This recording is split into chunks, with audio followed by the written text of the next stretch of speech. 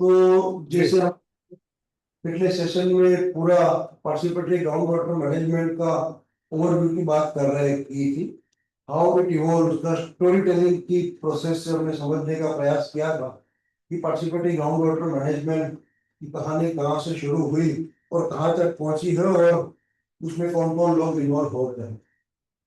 आज हम थोड़ा उसमें डीप डाइव करने का प्रयास करेंगे। कल थोड़ा इसमें बात हुआ था कि पार्टिसिपेटरी ग्राउंड वाटर मैनेजमेंट इस चार उसके मुख्य पिलर है, तो हम थोड़ा उस पिलर में बारी बारी जाने का प्रयास करेंगे। लेकिन कल का डिस्कशन के बाद मुझे लगा कि जो हमने टाइम टेबल आपके साथ शेयर किया था, तो उसमें एक्चुअली चारों के चारों पिलर की आज हम बात करने वाले थे, बट मुझे लग रहा है कि थोड़ा स्लो डाउन करने में भी कोई हर्ज नहीं है।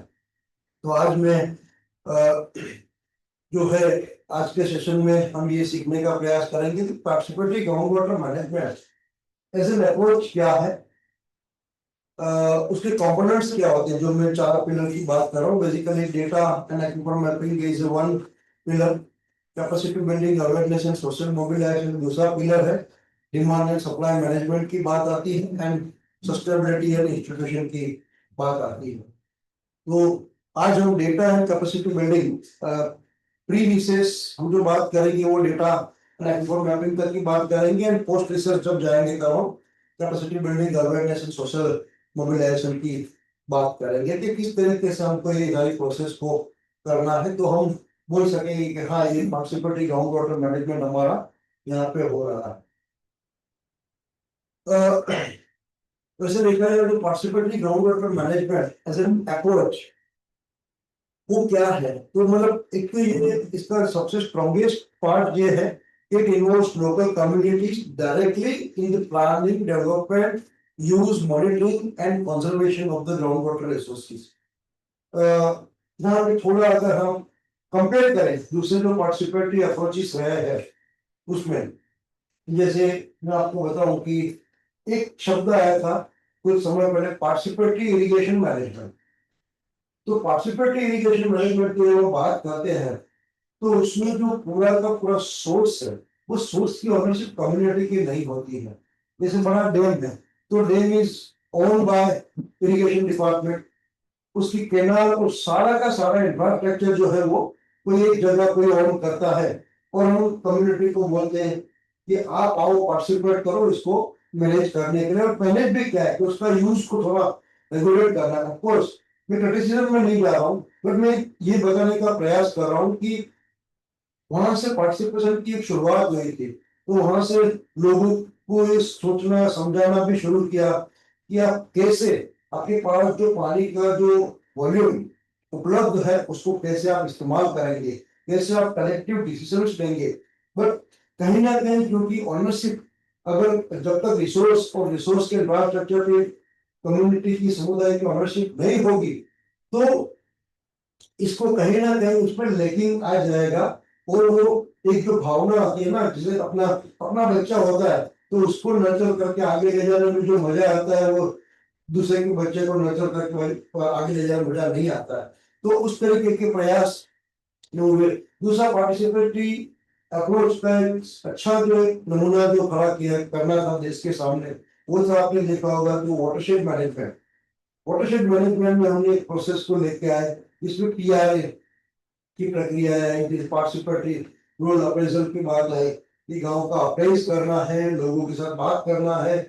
और पार्टिसिपेटरी रोल अप्रेजल का जो सबसे बड़ा ड्रॉबैक जो हमने देखा वो ये रहा कि हमने रोल अप्रेजल तो किया, पार्टिसिपेटरी में मतलब लोगों से हमने सारी बातें ले ली, कुछ चार्ट पेपर बना लिए, कुछ स्केचेस बना लिए, तो कहीं ना कहीं वो इंफॉर्मेशन तो हमने कलेक्ट कर ली, बट साइमल्टेनियसली जो इंफॉर्मेशन के अगेंस्ट में जो हमको शेयर करना है, हमारी तरफ से जो हमारा नॉलेज है उनको शेयर करना, कहीं ना कहीं वो मिसिंग पार्ट था। तो वाटरशेड प्रोग्राम में जो पार्टिसिपेशन की बात है, पार्टिसिपेटरी अप्रोच की बात है, प्लानिंग की बात है, तो लोगों ने जो बोला वो हमने ले लिया और उसको एज इट इज एग्जीक्यूट करने का प्रयास किया। यहाँ पे कहीं हम ये भी भूलते हैं कि हमें भी पार्टिसिपेट करना है उस प्रक्रिया में, हमें पार्टिसिपेट करना है, हमारा तजुर्बा हमारा नॉलेज भी हमें गांव को बताना है, डिस्कस इन डायलॉग कि भाई आप बोल रहे हो बराबर है, लेकिन यहाँ पे ये चीज मुझे भी लग रही है।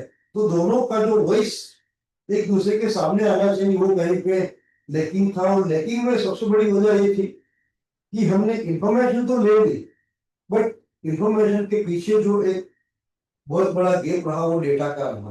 कि भी डेटा हमने कलेक्ट नहीं की, या तो कहीं से इंफॉर्मेशन लाके हमने भी उनको दी, और गांव से जो कहानियां सुनी वो हमने daily, but data and science के साथ उसको वैलिडेट करने का कोई प्रक्रिया हमारी मिस हो गई। तो ये दो जो प्रोसेस थी, इसमें कम्युनिटी को इन्वॉल्व करने का प्रयास किया गया था।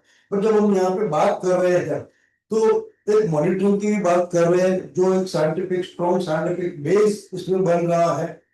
प्लानिंग डेवलपमेंट की तो बात कर ही रहे हैं, कंजर्वेशन की बात कर, जब कंजर्वेशन की बात करते हैं तो हम मॉनिटरिंग के साथ जो डेटा आता है, डेटा के साथ जो मेजरमेंट्स आता है, वो मेजरमेंट की बात करते हैं।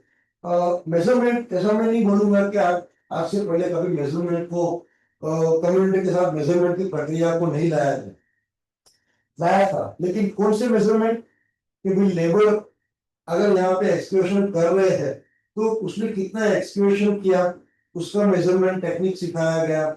या सुपरविजन करना था तो भी ये डैम का हाइट जो है यहाँ तक आया, तो कहीं ना कहीं वो लेवल लेना सिखाया गया। आपको याद होगा कि जयपुर के पास में शायद डूडू में कोई एक जगह है जहाँ पे पूरा बैरफुट कॉलेज चल रही है, और वो बैरफुट कॉलेज में यही इंजीनियरिंग ज्ञान लोगों को दिया जा रहा है, और उनको सुपरविजन और उस तरीके की प्रोसेस में लाया जा रहा है। तो दरअसल इनिशिएटिव टेक थे, इनिशियल फेज थे, जिसमें लोगों को हमने पार्टिसिपेट करने के बारे में सोचा और लोगों को इन्वॉल्व करना शुरू किया। बट वो लर्निंग को लेके जब हम आगे बढ़े और जब ग्राउंड वाटर की बात आई, तब हमने एक काफी इंटीग्रेटेड वे में कम्युनिटी को इन्वॉल्व करने का प्रयास किया। तो that's why the participatory ground water management जो अप्रोच में एक सबसे अहम बात यह है। दूसरी जो बात इसमें ये रही, increase self relying on information then decision, informed decision making. तो मतलब जो डिसीजन लेना था वो हाफिजात डिसीजन नहीं थे। हाँ, जैसे मैं आपको दृष्टांत के साथ समझाने का प्रयास करूं कि अगर मुझे इस बार इस विंटर में मेरे को मेरी फसल कोई बोनी है, तो मैं वो कौन सी फसल सिलेक्ट करूंगा।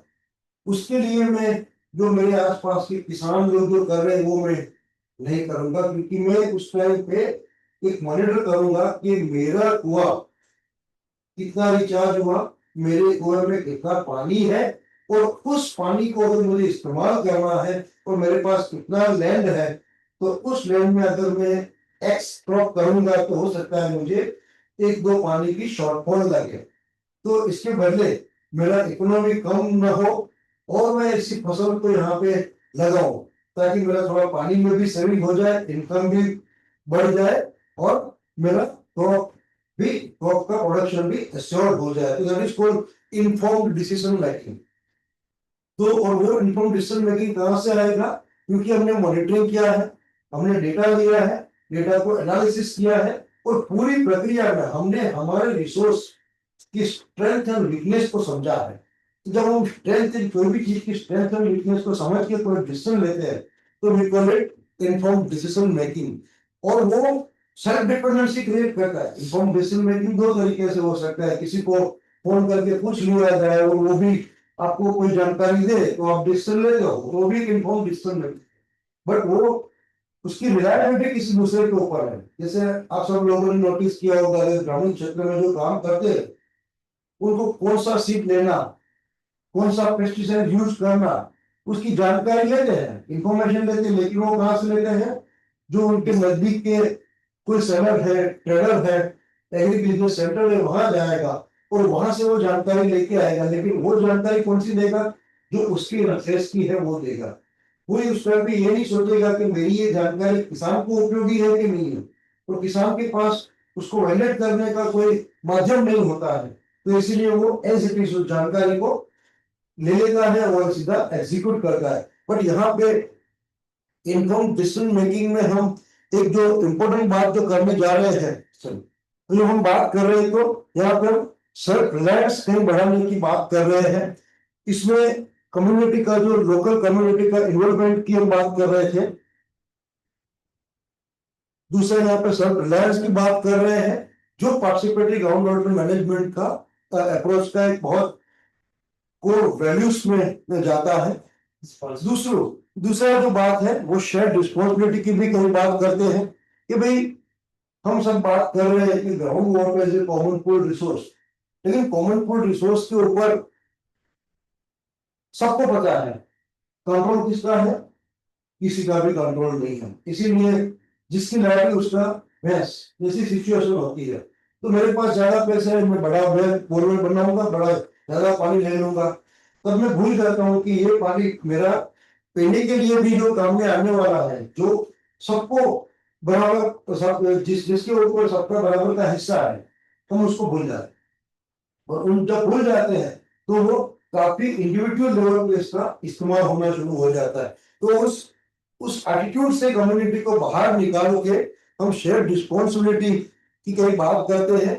ज्यादातर हमने ये देखा है कि जब कुछ परेशानी होती है तो अभी हमारा स्वभाव हो गया है कि हम एक चिट्ठी लिखेंगे, उस पर कंप्लेन करेंगे हायर अथॉरिटी को। जब हम कंप्लेन करना शुरू करते हैं तो हम ये मान के चलते हैं कि this is not my responsibility, और वो रिस्पॉन्सिबिलिटी अथॉरिटी की है। जब हम ये प्रक्रिया करते तो हम ये भूल जाते हैं कि ये परिस्थिति जो निर्माण हुई है गांव में, जब मेरे ग्राउंड वाटर में, वो इसमें मैं भी कहीं ना कहीं जिम्मेदार हूँ। तो वो प्रॉब्लम की जिम्मेदारी हमको लेनी नहीं है, बट हम ऐसे मानते चलते हैं कि ये जिम्मेदारी पूरी अथॉरिटी की है या डिसीजन मेकर्स की है, तो वो वहां पे जाते हैं। साइमल्टेनियसली अगर हम देखें एक बहुत बड़ा रोल आता है एक्सपर्ट्स का। तो एक्सपर्ट की भी क्या जिम्मेदारी होनी चाहिए। जैसे आज कभी हम बात करते हैं, हमें आज भी एक चैलेंज फेस करते हैं जब हम सरफेस वाटर और ग्राउंड वाटर की तुलना करते हैं, रिचार्ज की बात करनी होती है, तो बहुत सारे एक्सपर्ट ऐसे बोल देते हो कि भाई आप ग्राउंड वाटर में जो पानी डालोगे तो पानी तो पूरे कैचमेंट में से घूम के आएगा। तो कैचमेंट में कृषि भी होती है, कैचमेंट में कृषि के साथ पेस्टिसाइड यूज होता है, केमिकल फर्टिलाइजर यूज होता है, ये सब पानी इकट्ठा होकर आपको ग्राउंड वाटर में चला जाए। ये एक्सपर्ट की बात हो गई। तो एक्सपर्ट भी क्या करते हैं, प्रॉब्लम को और गहरा करने का प्रयास करते हैं। They are not trying to provide the solution. जब वो सॉल्यूशन की बात नहीं करते तो प्रॉब्लम के ऊपर सारी बातें टिकी रहती है। एंड क्योंकि उनके पास सॉल्यूशन नहीं है, इसीलिए इस तरीके की आर्ग्यूमेंट करके जो लोकलाइज सॉल्यूशन है, क्योंकि उस लोकलाइज सॉल्यूशन के लिए उनके पास डेटा नहीं है। जैसे आप ये आर्ग्यूमेंट करते हैं कि ग्राउंड वाटर में पॉल्यूशन वाला पानी जाएगा, वो तो एजम्पशन है। एक बात हम देखें, जैसे हम हाइड्रोलॉजिकल साइकिल में देखा कि नेचुरली भी ग्राउंड वाटर रिचार्ज होता है। जब नेचुरली ग्राउंड वाटर रिचार्ज होता है तो वो भी तो वही कैचमेंट से जाएगा, उसमें से ही जाएगा ना। तो उस टाइम पे पॉल्यूशन की क्यों बात नहीं कर रहे हो आप, नेचुरल रिचार्ज में आर्टिफिशियल रिचार्ज में क्यों बात कर रहे हो। मतलब कहीं ना कहीं सॉल्यूशन नहीं होने की वजह से कभी कभी हम उससे मुंह फेरने का प्रयास करते हैं, और मुंह फेरने का प्रयास करने की चक्कर में मैं तो नहीं बोल सकते कि हमें एक्सपर्ट है, तो एक हमारी में इनबिल्ट ईगो है, तो हम उसमें डिस्क्लेमर डाल देते हैं इस तरीके का भी वाटर क्वालिटी खराब हो जाएगी, वाटर क्वालिटी खराब ना हो ऐसे आप रिचार्ज करो।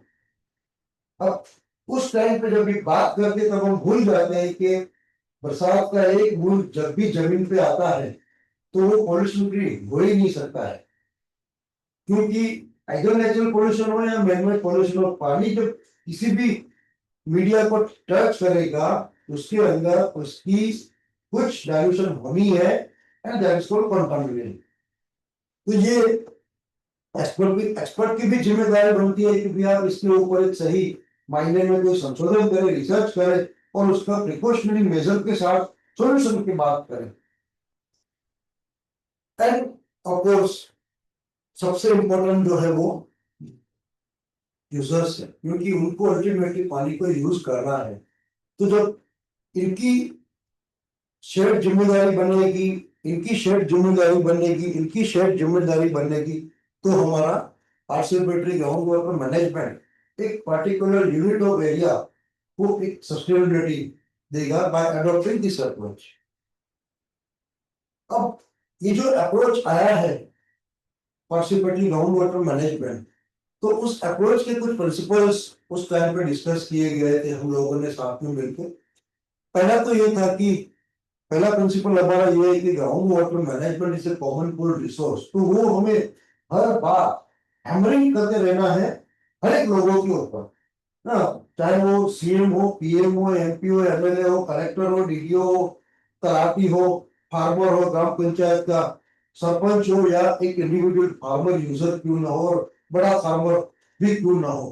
तो ये एक प्रिंसिपल सबके दिमाग में हमको बिठाना है कि this is a common pool resource. और ऐसा नहीं है कि हम नई बात कर रहे हैं, बहुत सारे दृष्टांत आपको इसके ऊपर मिल जाएंगे। अगर मैं आपको राजस्थान का मेरा एक अनुभव बताऊं, कुंभलगढ़ के पास में एक गांव है, नाम मुझे याद नहीं आ रहा, म से कोई नाम था। उस गांव में जब हम प्लान कर रहे थे, सुनीता को शायद पता भी होगा उस गांव के बारे में, तो वहां पे एक छोटा सा नाला है, मतलब 7-8 किलोमीटर लंबा नाला होगा। वही उसका कैचमेंट और वही उसका पूरा एक गांव का पूरा निर्भर उस गांव पे होना है। हम लोग प्लान कर रहे थे, सर्वे कर रहे थे, डेटा कलेक्ट कर रहे थे। हमने वहां पे कुछ भूजल जानकार को भी ट्रेन किया था, उसी के माध्यम से हम सर्वे कर रहे थे। तो पता चला कि उस गांव में 7 कुएं थे उसी वाटरशेड में, और उसी वाटरशेड में सारे लोगों का जमीन आता था, जितने जिन लोगों के पास जमीन थी वो। कुछ लोग वो एनिमल हस्बेंड्री करते थे तो उनके पास जमीन नहीं थी, लेकिन जंगल था तो जंगल में चरागाह वाला एरिया होता था, और जहां से एग्रीकल्चर लैंड पूरा होता था वहां से वो लैंड उनका चालू होता था। उस 7 कुएं में से 3 कुएं ऐसे थे जिनमें रेत लगी थी, और रेत का जो एक जो डायमीटर होता है वो एक लेवल तक ही वहां पे जाता था। और ऊपर के से ये जो रेत लगी थी वो नीचे वाले कुएं में लगी थी, ऊपर वाले कुएं में नहीं लगी थी, ताकि वो डिस्चार्ज होते जब डिस्चार्ज एरिया में आए तो वो पानी लगातार उनको मिलता रहे। जो हमने कम्युनिटी के साथ वाटर लेवल का फ्लो डायरेक्शन वो सब करके उनके साथ बैठे और इस रेट का इतिहास जब समझ रहे थे, तब गांव वालों ने बोला कि ये रेट बहुत पुराने थे, आज के नहीं थे, मतलब 50-60-100 साल पहले उन्होंने वहां पे लगाए थे। और उनका मतलब इतनी डेप्थ क्यों रखी, नीचे पानी है और नीचे तक क्यों नहीं लेके गए, तब उन्होंने योगेश भाई, हाँ जी, हाँ बोलो। मैं पूछ रही हूँ कि आप क्या बोल रहे हो, क्या लगाया था वेल पे, रेड की? समझ नहीं आया। बोले हाँ, ये ना वो डिब्बा वाली मशीन, क्या रेहेड रेहेड शिवली रेहेड। पर्शियन ग्रीन बोलते हैं जिसमें इंग्लिश में। ओके। तो उसका जो डेप्थ था वो एक ही डेप्थ से पानी निकाल सकता है, उससे ज्यादा डेप्थ में पानी वो निकालेगा नहीं। तो हमने ये पूछा कि क्यों उतना ही रखा, तब उन्होंने बोला कि हमारे कुछ जगह पे हमें चारा के लिए पानी चाहिए, तो जो विंटर में और लेट विंटर में तो चारा के लिए पानी चाहिए तो उस उसमें से निकलेगा। उसके बाद हम ग्राउंड वाटर को पानी ग्राउंड वाटर निकालेंगे नहीं, और वो पानी को हम रिजर्व रखेंगे ग्राउंड के लिए ड्रिंकिंग वाटर के लिए। तो वो अपना गलत डिसीजन था। जो मैं बात कर रहा हूँ कॉमन पूल रिसोर्स, तो कॉमन पूल रिसोर्स को कॉमनली इस्तेमाल करने के लिए रेनफेड फार्मिंग में करेंगे, क्रिटिकल इरिगेशन में सब लोग होंगे, और जब तक रेन का पानी मिल सकता है उतनी डेप्थ तक का पानी लेके वो एग्रीकल्चर में फॉडर या जो भी क्रॉप करना है करेंगे। उसके बाद वो पानी निकाल ही नहीं सकते, क्योंकि जो पीने का पानी लेना है तो इनको खुद पैदल जाना है, हाथ से निकाल के पानी ले आना है। तो that's the best example about the common pool resource. तो ये एक हमारी सभ्यता थी। हम राजस्थान को छोड़िए, आप कोई भी जगह पे चले जाइए तो लगभग surface water and ground water का प्लानिंग जब भी किया होगा तो ड्रिंकिंग वाटर वाले जितने भी सोर्स होंगे उसमें आपको ये दो कॉम्बिनेशन में ही मिलेंगे। आइदर स्प्रिंग के साथ मिलेंगे या कोई सरफेस वाटर एंड कुआ आपको मिलेगा, चाहे वो हाई रेनफॉल एरिया हो या लो रेनफॉल एरिया हो। तो ये जो हमारी जो सभ्यता थी कि ऐसे रिसोर्सेज को हम कॉमन पूल रिसोर्स की तरह समझे। स्प्रिंग के लिए आप देखें, जैसे आज नेपाल में कभी अभी रिसेंटली कोई मूवी आया था उसमें देख रहा था मैं, तो गाय का मुंह बनाते हैं और मुंह में से पानी निकलता है। That was actually spring. तो स्प्रिंग जब डिस्चार्ज होकर हमको पानी दे रहा है तो हम उसको प्रिजर्व करते हैं, कॉमनली प्रिजर्व करके उसके लिए मंदिर बनाते हैं या कुछ भी ऐसा प्रावधान करके हमने वहां पे लगाया है। तो वो क्या है कि हमारी सभ्यता में ground water is a common food resource हमें देखने की हमारी स्वभाव था। और जो पीरियड ऑफ टाइम जब हमने वर्टिकल डिवाइड करते गए तो ग्राउंड वाटर कॉमन फूड से निकल के इंडिविजुअल कैटेगरी में चला गया। Second thing, clearly defining the groundwater problem. अगर मैं ग्राउंड वाटर के प्रॉब्लम के बारे में मैं आप किसी को पूछूंगा तो आप क्या बोलेंगे? अगर मान लीजिए कि मैं शिवानी को प्रश्न पूछते हैं कि शिवानी आप बताओ आपके रायपुर का ग्राउंड वाटर की समस्या आप बताओ, आप कैसे बताओगे उसको? मैप आप जिस क्षेत्र में काम करते हो उस क्षेत्र का ग्राउंड वाटर के प्रॉब्लम के बारे में मुझे बताइए।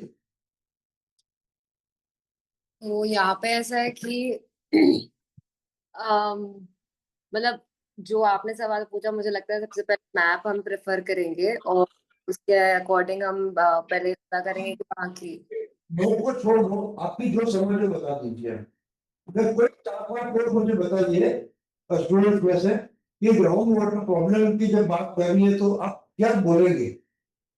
तो मैं यहाँ पे जनरली, कोई मुझसे पूछता है तो मैं जनरली यहाँ पे यही बोलती हूँ कि ग्राउंड वाटर बहुत कम एरिया में है जो कि यूजेबल है ड्रिंकिंग पर्पसेस के लिए, और बाकी जगह जो ग्राउंड वाटर है वो पूरा सलाइन है, तो वो ना ड्रिंकिंग पर्पस के लिए यूज हो पाता है ना कि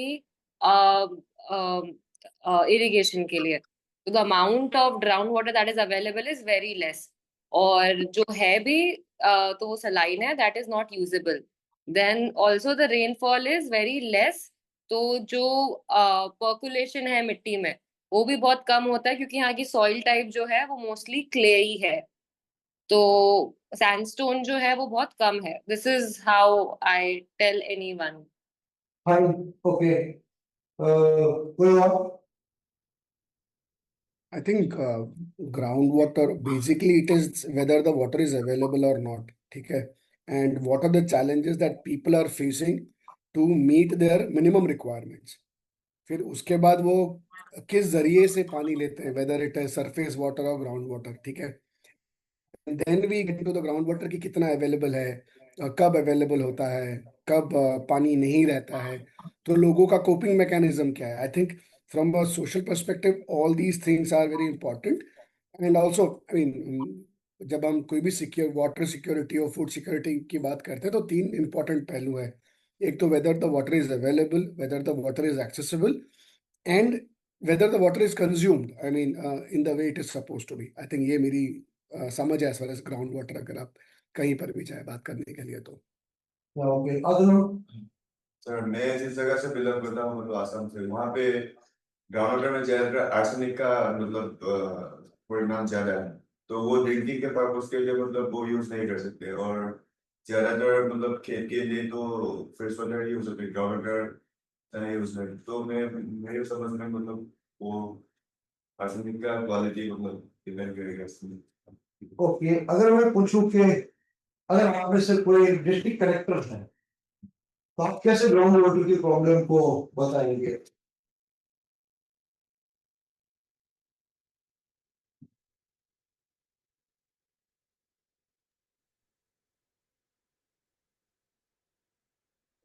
हेलो है। ओके, बेसिकली सप्लाई सप्लाई और डिमांड की बात करेंगे कि मैं मेरे जिले में अगर मैं डिस्ट्रिक्ट कलेक्टर हूं तो मैं बेसिकली ये असेस करूंगा कि मेरे पास क्वांटिटी ऑफ वाटर क्या अवेलेबल है बेस्ड ऑन द डेटा, और उसके ओनली द सामने quality. What is the supply that I have to give and what is the demand. यहाँ से और एंड ऑफ कोर्स ये एक पार्ट हो गया। दूसरा कि मेरे मेरे जिले में डेप्थ पे कितनी कितनी डेप्थ पे अवेलेबल है पानी, और क्या क्वालिटी है पानी की। ये मोटा मोटी एक एक सिनेरियो आपको आइडिया देगा कि मेरे जिले में क्या सिचुएशन है पानी के एक्सेस की। एक्सेस कितना है और अवेलेबिलिटी कितना है, जो विनय जी ने बताया।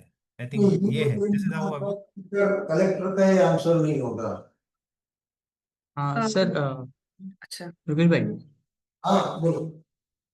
मतलब कलेक्टर का ये होगा कि कौन से एरिया में कब टैंकर भेजने पड़ेंगे, मतलब फरवरी के बाद, और कहाँ पे अगर इंटेंसिटी कैसी होगी तो कुछ कुआं, मतलब जो एक पर्सनल कुआं होता है वो उधार, मतलब उधार नहीं बोलते हैं, बट कुछ अमाउंट देके उसको ड्रिंकिंग वाटर के अंडर लेके आया जाता है। तो जनरली समर के टाइम पे जो भी इश्यूज होते हैं वही उसी रिलेटेड उनका ग्राउंड वाटर का थोड़ा सा उसका डिस्कशन कंटिजेंसी होता है। प्लान क्या हो सकता है, मेरे जिले का कंटिजेंसी प्लान क्या है? Like that is one thing. Second, yes, Asif. Sir मेरा मैं भी ऐड करना चाह रही हूँ। अच्छा इम्पोर्टेंट स्टेक होल्डर्स को से ये बात करते हैं तो उनका ऐसा होता है कि एक रिसोर्स खत्म हो गया, जैसे गांव में एक बोरवेल है और बोरवेल में से पानी नीचे चला गया है या उसका अभी अवेलेबल नहीं है, तो वो लोग क्या सोचते हैं दूसरा बोरवेल बनाना है, उसी बोरवेल को इस तरह से मेंटेन करना है या उसकी कैपेसिटी बढ़ाना है, वो कभी सोच अभी तक मेरे अनुभव से नहीं सुनने को। ओके, कोई और? सर हाँ मैं भी ऐड करना चाह रही थी। तो वैसे तो सभी लोगों ने बहुत कुछ ऐड कर दिया, पर ग्राउंड वाटर की सिचुएशन देखने के लिए, जैसे हमारे यहाँ पे अरावली हिल्स है तो अंड्यूलेटिंग टेरेन है और इरेक्टिक रेनफॉल है। तो सबसे पहले इंश्योर करना होता है कि अवेलेबिलिटी कितना है, अवेलेबिलिटी है, उसके बाद में वो एक्सेसिबल कितना है। अगर वो एक्सेसिबल भी हो रहा है तो फिर उसका क्वालिटी कैसा है, जैसा चाहिए वैसा है या नहीं है। और अगर वो सब उसमें भी फिट बैठता है तो फिर गवर्नेंस को देखना होगा कि अभी इक्विटेबल डिस्ट्रीब्यूशन कैसे होना चाहिए वाटर का। तो ये है सब।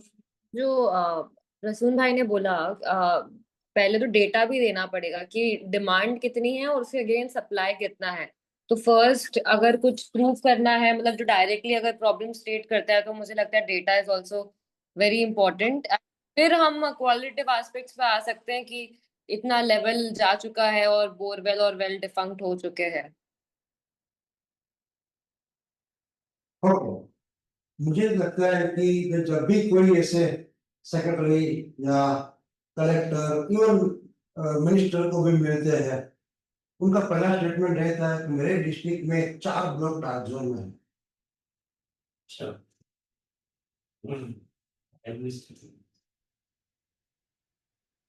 क्या बोला आपने? 4 करोड़ ट्रांसफर हुए हैं। मेरे डिस्ट्रिक्ट के 4 ब्लॉक डार्क जोन में है, एक ही सेफ जोन में है, और बाकी 3 ओवर एक्सप्लोरेटरी कैटेगरी में आ चुके हैं। It is not report dynamic groundwater report system. तो सी हम सब लोगों ने जो बात किया, बहुत ही जैसे बोलते हैं ना कि जब हम ग्राउंड वाटर की प्रॉब्लम की बात करते हैं तो यही 4-5 प्रॉब्लम की बात कर रहे हैं। उसमें अगर वो बोल दिया कि मेरा ओवर एक्सप्लोइटेड है, इसका मतलब है वाटर लेवल नीचे जा, सेफ नहीं है, मतलब वाटर क्वालिटी की इश्यू है। तो जब हम बात करते हैं तो ग्राउंड वाटर की प्रॉब्लम, और मुझे ये बताओ ये प्रॉब्लम किसको पता नहीं है? लगभग लोग जानते हैं कि नीचे जा रहा है। गांव का किसान को पूछेंगे तो बोलेगा साहब 50 साल पहले तो हम एक रस्सी इतना डाल के पानी निकाल देते, आज 200-300 फीट पानी चला गया, तो भी वही बोल रहा है, कलेक्टर भी वही बोल रहा है, but no one is defining the exact problem और रियल प्रॉब्लम जिसके ऊपर से हम सॉल्यूशन ला सकते हैं। मैं आपको दृष्टांत देना चाहूंगा यहाँ पे, clearly define the ground water problem. हम लोग साहिबगंज में काम कर रहे थे, चले भी हमारे साथ में थे, लगभग 2 जीपी को पकड़ा था वहां पे। साहिबगंज झारखंड का एक डिस्ट्रिक्ट है और वहां का स्ट्रक्चर ऐसा है कि जीपी मतलब एक ग्राम पंचायत में 16-17 गांव इसमें आएंगे। और साहिबगंज की सबसे बड़ी समस्या थी आर्सेनिक। तो जब हमने प्लान, हम वहां पे गए, ड्रिंकिंग वाटर की बात करनी थी, तो जितने भी, एक बार मैं गया था, मेरे साथ कोई और भी साथ में था, और हम लोगों ने ऐसे डिस्ट्रिक्ट एडमिनिस्ट्रेशन और सबको पकड़ के बात किया, सबके साथ कंसल्टेशन किया। कुछ एक्टिविस्ट थे, कुछ हमारे जैसे वॉलंटियर ऑर्गेनाइजेशन के लोग भी थे, सबके साथ बात किया। एवरीवन वाज टेलिंग कि भाई this district is completely arsenic prone district, तो there is no any solution for the drinking water. Even Ganga river वहां बहती है, तो गंगा के फ्लोइंग रिवर में भी आर्सेनिक है। ठीक है, हम लोग वहां पे गए और हमने हमारा जो अबडासा का अप्रोच जो मैं कल भी बात किया था, सजना ने बताया था, उस अप्रोच से हमने दिमाग को साइड में रख दिया एंड गए वहां पे वी स्टार्ट एक्सप्लोरिंग। तो पता चला कि एक लेवल के बाद मतलब जमीन का एक लेवल के ऊपर जब चले जाते हो तो वहां पे कोई रॉक फॉर्मेशन बदल जाती है और that rock formation particular rock formation Ganga river का किसी भी तरह के संपर्क में नहीं था। That is the most potential area for the village. और आप बिलीव नहीं कि हम लगभग 32 विलेज में ऐसे सोर्स आइडेंटिफाई करके हमने वहां पे भी दिए कि अगर इस सोर्स को अगर लाया जाए गांव की जरूरत कितनी है। तो प्रॉब्लम तो हमने बढ़िया कर दिया बट प्रॉब्लम के साथ में दूसरा पोटेंशियल है तो उस पोटेंशियल को हम इग्नोर कर देते हैं। प्रॉब्लम को क्लियरली अगर मान लो कि ड्रिंकिंग वाटर और जैसे सुनीता ने बताया वैसे ही हम बिल्डिंग करेंगे तो गंगा का पानी ऊपर तो जाने वाला नहीं, एक से आप पाइपलाइन लगा के जाओगे तो क्या हो रहा है कि क्योंकि वो प्रॉब्लम था वो सॉल्यूशन नहीं था इसलिए उसके ऊपर एक एक्सेप्टेंस की ज्यादा संभावनाएं थी। पर जब प्रॉब्लम आर्सेनिक को ले लिया इसका मतलब आपका पूरा एरिया आर्सेनिक प्रोन है, जरूरी नहीं है।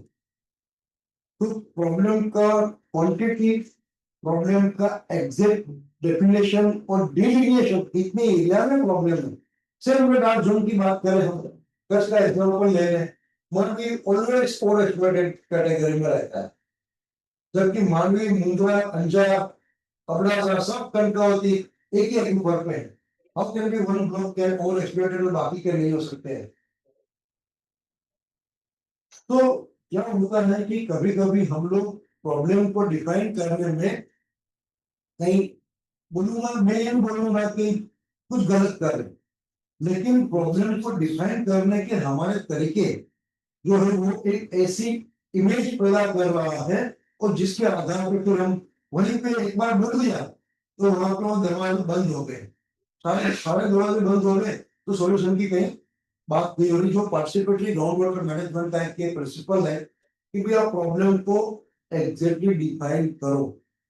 उसमें मैं एक बात बताऊंगा, प्रॉब्लम नहीं होता है ना उसको भी डिफाइन करना जरूरी है। प्रॉब्लम नहीं है कुछ करने की जरूरत नहीं है, that also is a part of principal.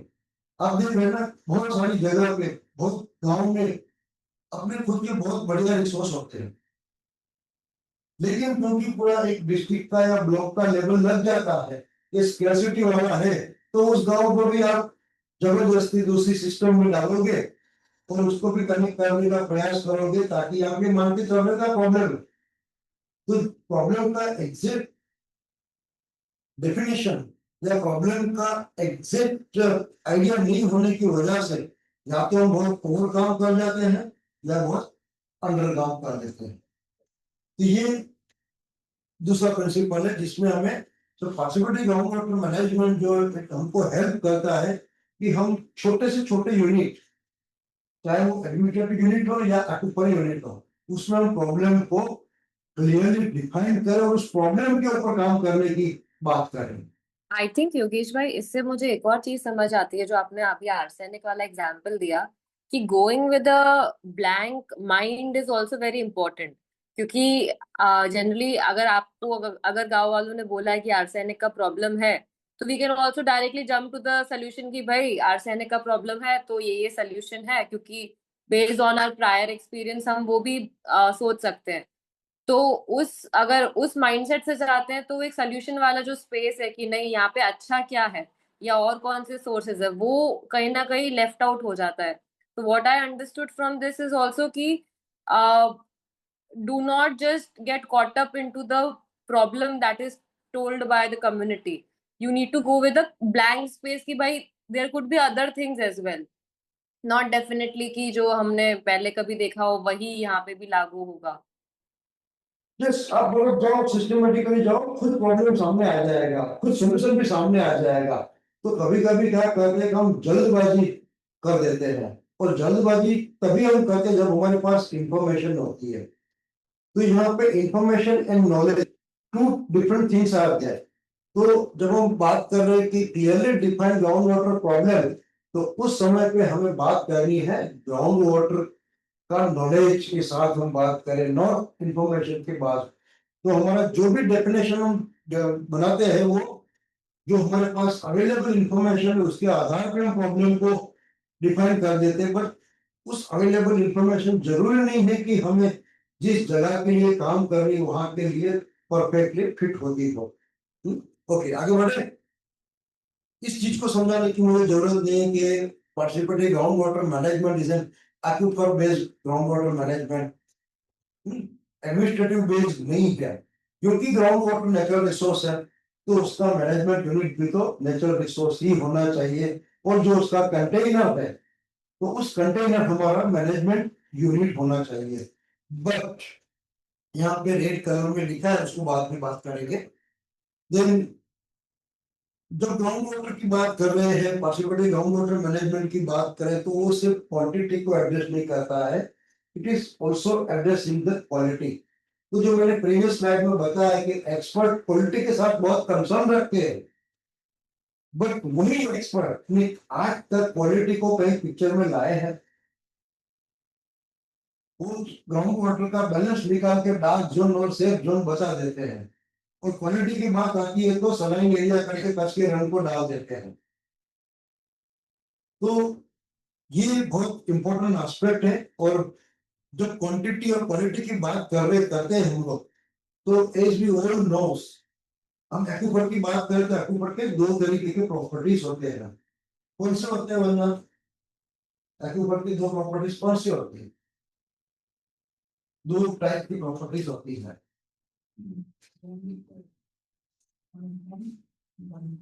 वो तो फिजिकल उसका हो गया कि इतना चौड़ा है, इतना फैला हुआ है। दूसरी प्रॉपर्टी क्या होती है? जोर से वो बाकी लोग भी सुने, कोई बताएगा। एक्यूफर की दो प्रॉपर्टीज हमने काफी, जिसके ऊपर हम पिछले जो 6 दिन यहाँ पे थे तो दोनों प्रॉपर्टी को ही हम समझने का पूरा प्रयास कर रहे थे। Hydraulic properties, porosity and permeability, yes. तो मतलब स्पेसिफिक एक्यूफर की एक प्रॉपर्टी है जो कभी बदलेगी नहीं, दूसरी प्रॉपर्टी वो डायनेमिक है। आज एक है, जरूरी नहीं है कि कल वो होगी। तो जैसे यहाँ पे क्वांटिटी एंड क्वालिटी दोनों की यहाँ बात आती है। तो हमें जब एक्यूफर की बात करें तो हमारा अप्रोच भी कहीं ना कहीं सिर्फ डार्क जोन बनाने से वो अप्रोच यहाँ पे खत्म नहीं होता है। हमारा अप्रोच में एक लचीलापन, फ्लेक्सिबिलिटी, हाँ, डायनेमिक नेचर हमारे अप्रोच में होना चाहिए। तो आज ग्राउंड वाटर का क्वालिटी एक है, मान लो आपने इंटरवेंशन किया, क्वालिटी इंप्रूव हो गई, तो 5 साल के बाद आपका अप्रोच को रिविजिट करके आपको उस परिस्थिति के लिए काम करने की जरूरत पड़ेगी। तो ऐसा नहीं है कि जैसे इरिगेशन की बात करें तो इरिगेशन डैम बना दिया, वही बात खत्म। तो उस तरीके के जो अप्रोच, डैम का कंस्ट्रक्शन कर दिया, हाईवे निकाल दिया, तो कोई भी इंफ्रास्ट्रक्चर आप वहां पे लगा लेते हो तो दैट इज फॉर डेवलपमेंटल है। आप एक चीज को डेवलप करके रख दो, अपने आप बाकी की चीज वहां पे जाएगी, वो एक अप्रोच होता है। दूसरा जो अप्रोच होता है, जो हमने काफी बात करें, पार्टिसिपेटरी अप्रोच, जिसमें कम्युनिटी और टू वे इंटरेक्शन के साथ हम बात करते हैं। जब लेकिन जब हम यहाँ पे आते हैं quantity as well as quality, तो हम वहां पे हम एक दूसरा अप्रोच भी इसके अंदर कहीं इन्वॉल्व करने का प्रयास करते हैं, इंक्लूड करने का प्रयास करते हैं, that is called integrated approach. क्यों? केमिस्ट्री आप देखोगे, chemistry all together different subject, water movement वो इंजीनियरिंग पार्ट हो जाता है, एक्यूफर का स्प्रेड जियोलॉजिकल पार्ट हो जाता है, जियोलॉजी की बहुत सारी ब्रांचेस इसमें आती है, रेनफॉल एनवायरनमेंट का पार्ट आ जाएगा।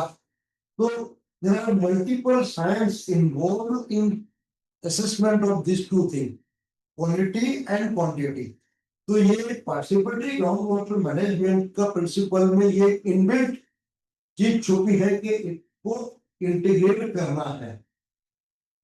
तो डेवलपमेंट अप्रोच से पार्टिसिपेटरी अप्रोच से इंटीग्रेटेड अप्रोच पे गए हम। Now coming to all water use and users should be integrated in the process.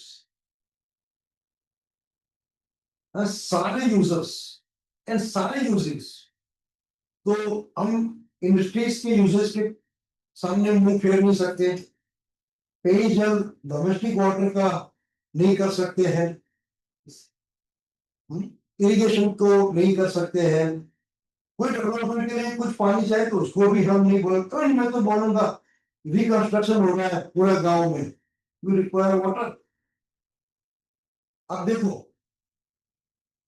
जब अर्बन एरियाज में जो लोग रहते हैं, नई सोसाइटी बनती है, तो कंस्ट्रक्शन के लिए काफी सारे, लगभग ऑलमोस्ट 80 to 90% सिटीज में जब भी सोसाइटी बनती है पहले बोरवेल बनाते हैं, क्योंकि उनको कंस्ट्रक्शन के लिए पानी चाहिए और टैंकर से पानी खरीदना उसको महंगा होता है।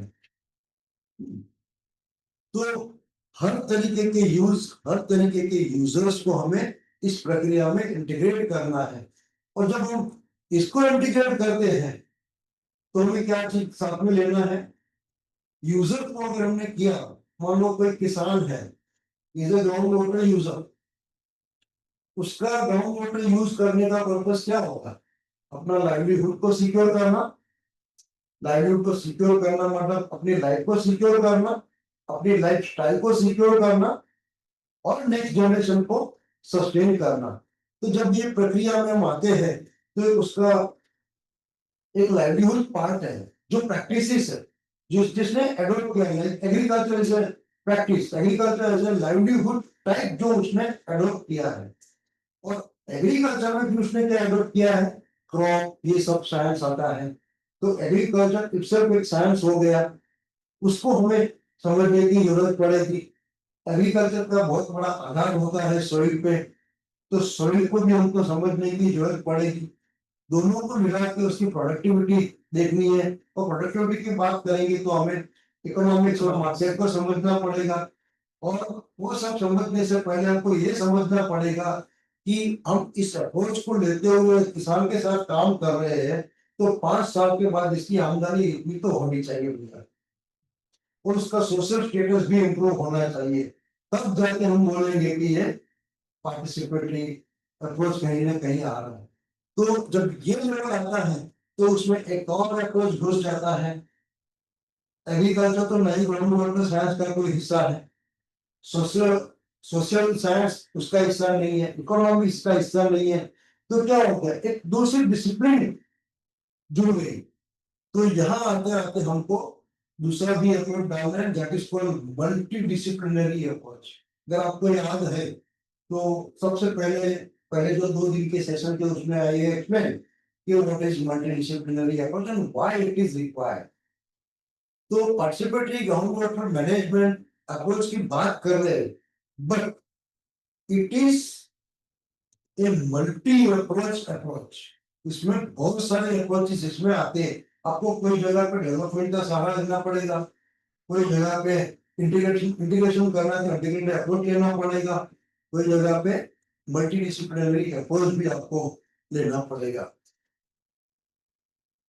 दूसरा कोर प्रिंसिपल है participatory process engaging the local community. अब लोकल कम्युनिटी मतलब इट डजंट मीन के गांव के सिर्फ लोग, वो हमारा दिमाग से निकालना है। आगे जाके बात करेंगे कि हमारे कम्युनिटी के हिस्सेदार कौन है इस पूरी प्रक्रिया में पार्टिसिपेट में। Then last but not least, institutional arrangement sustainability of the system. आज आप देखेंगे तो ग्राउंड वाटर के केस में institutional gate is the biggest gap and the largest problem of the country.